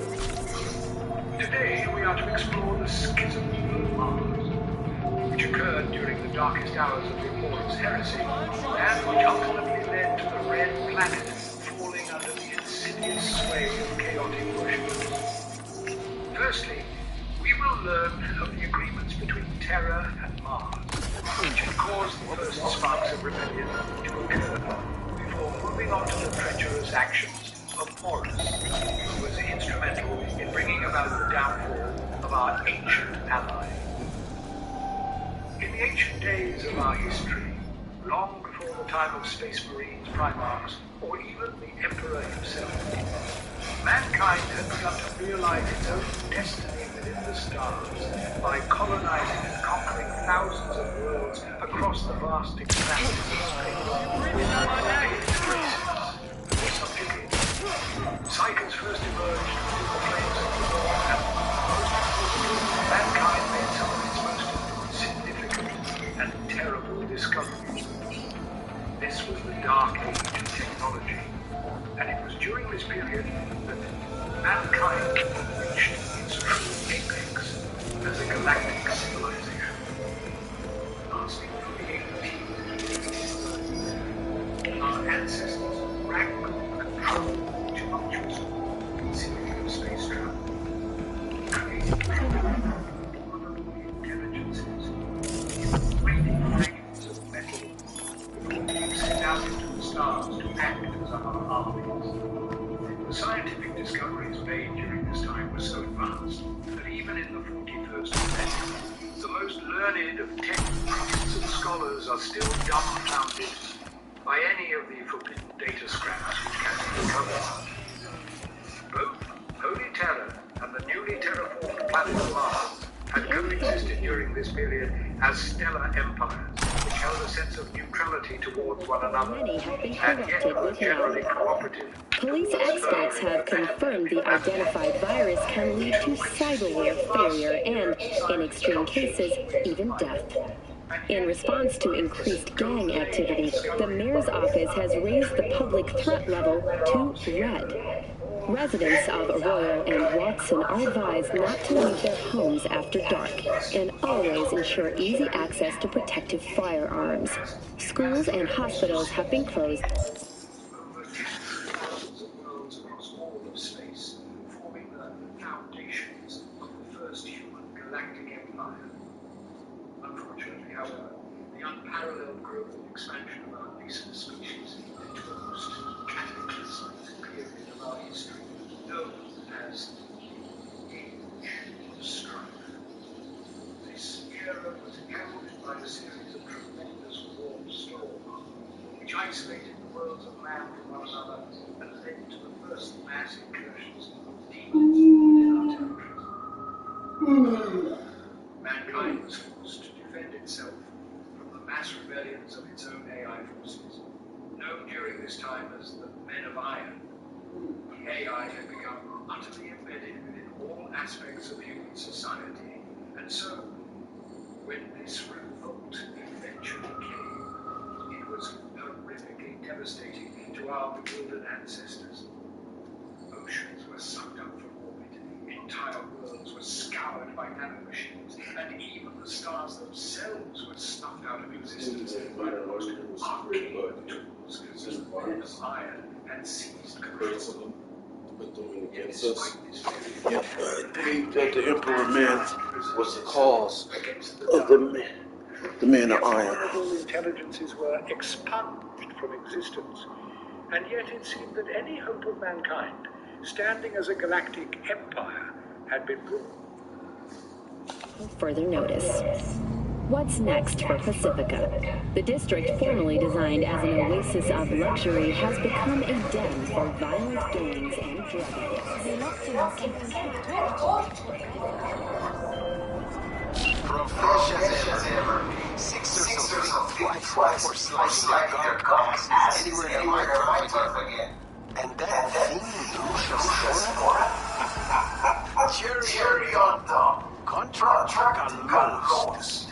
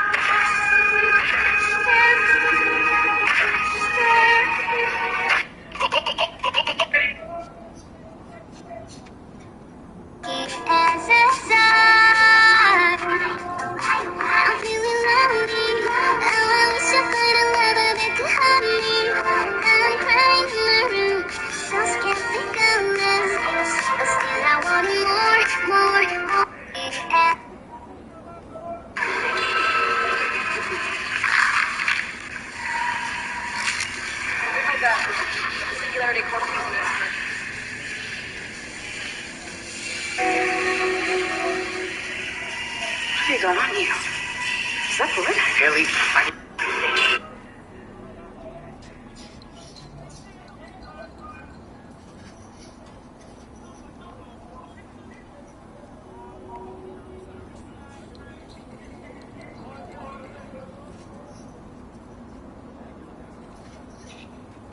Just last month, archaeologists examining a newly discovered ancient Egyptian cemetery found this lid on the coffin of an ancient priestess. It's clear that whomever arranged for her funeral wasn't prepared to pay top dollar for her burial. The internet has also pointed out that the image closely resembles Marge Simpson, even though the coffin is more than 3,000 years old. Last year, a perfectly intact 1,500-year-old era was discovered nestled between some rocks in Norway. The research team thinks it was encased in ice, then transported downslope as the ice melted.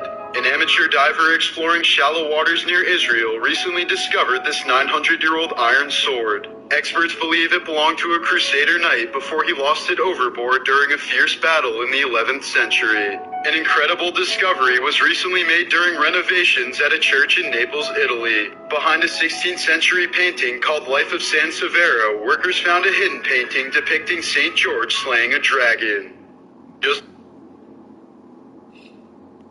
You've been laying there for 17 hours, man. You good? I'm having a self-care day. Oh, you need anything? Bring me 12 more pillows and a chocolate croissant. Hey, dude, you doing okay? I haven't seen you take a self-care day in a while. No. Yeah. So, it turns out staying in bed for days wasn't actually self-care. Turns out I was super depressed. Like, clinically. Oh, that sucks. But hey, it seems like you've been doing good lately. Yeah, I'm trying my best. Cool, man. I'm proud of you.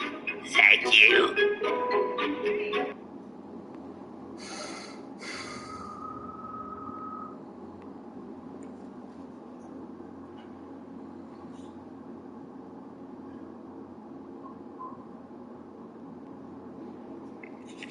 Donald Trump told his own supporters they could not pass a cognitive test to screen for dementia. Meanwhile, even Fox News of all networks essentially told Trump to shut up after he was ordered to pay a stunning $83 million in the E.G. and Carroll defamation trial. For more on this, it's time for a closer look. It's easy to forget, but there is still a person named Nikki Haley, and she is still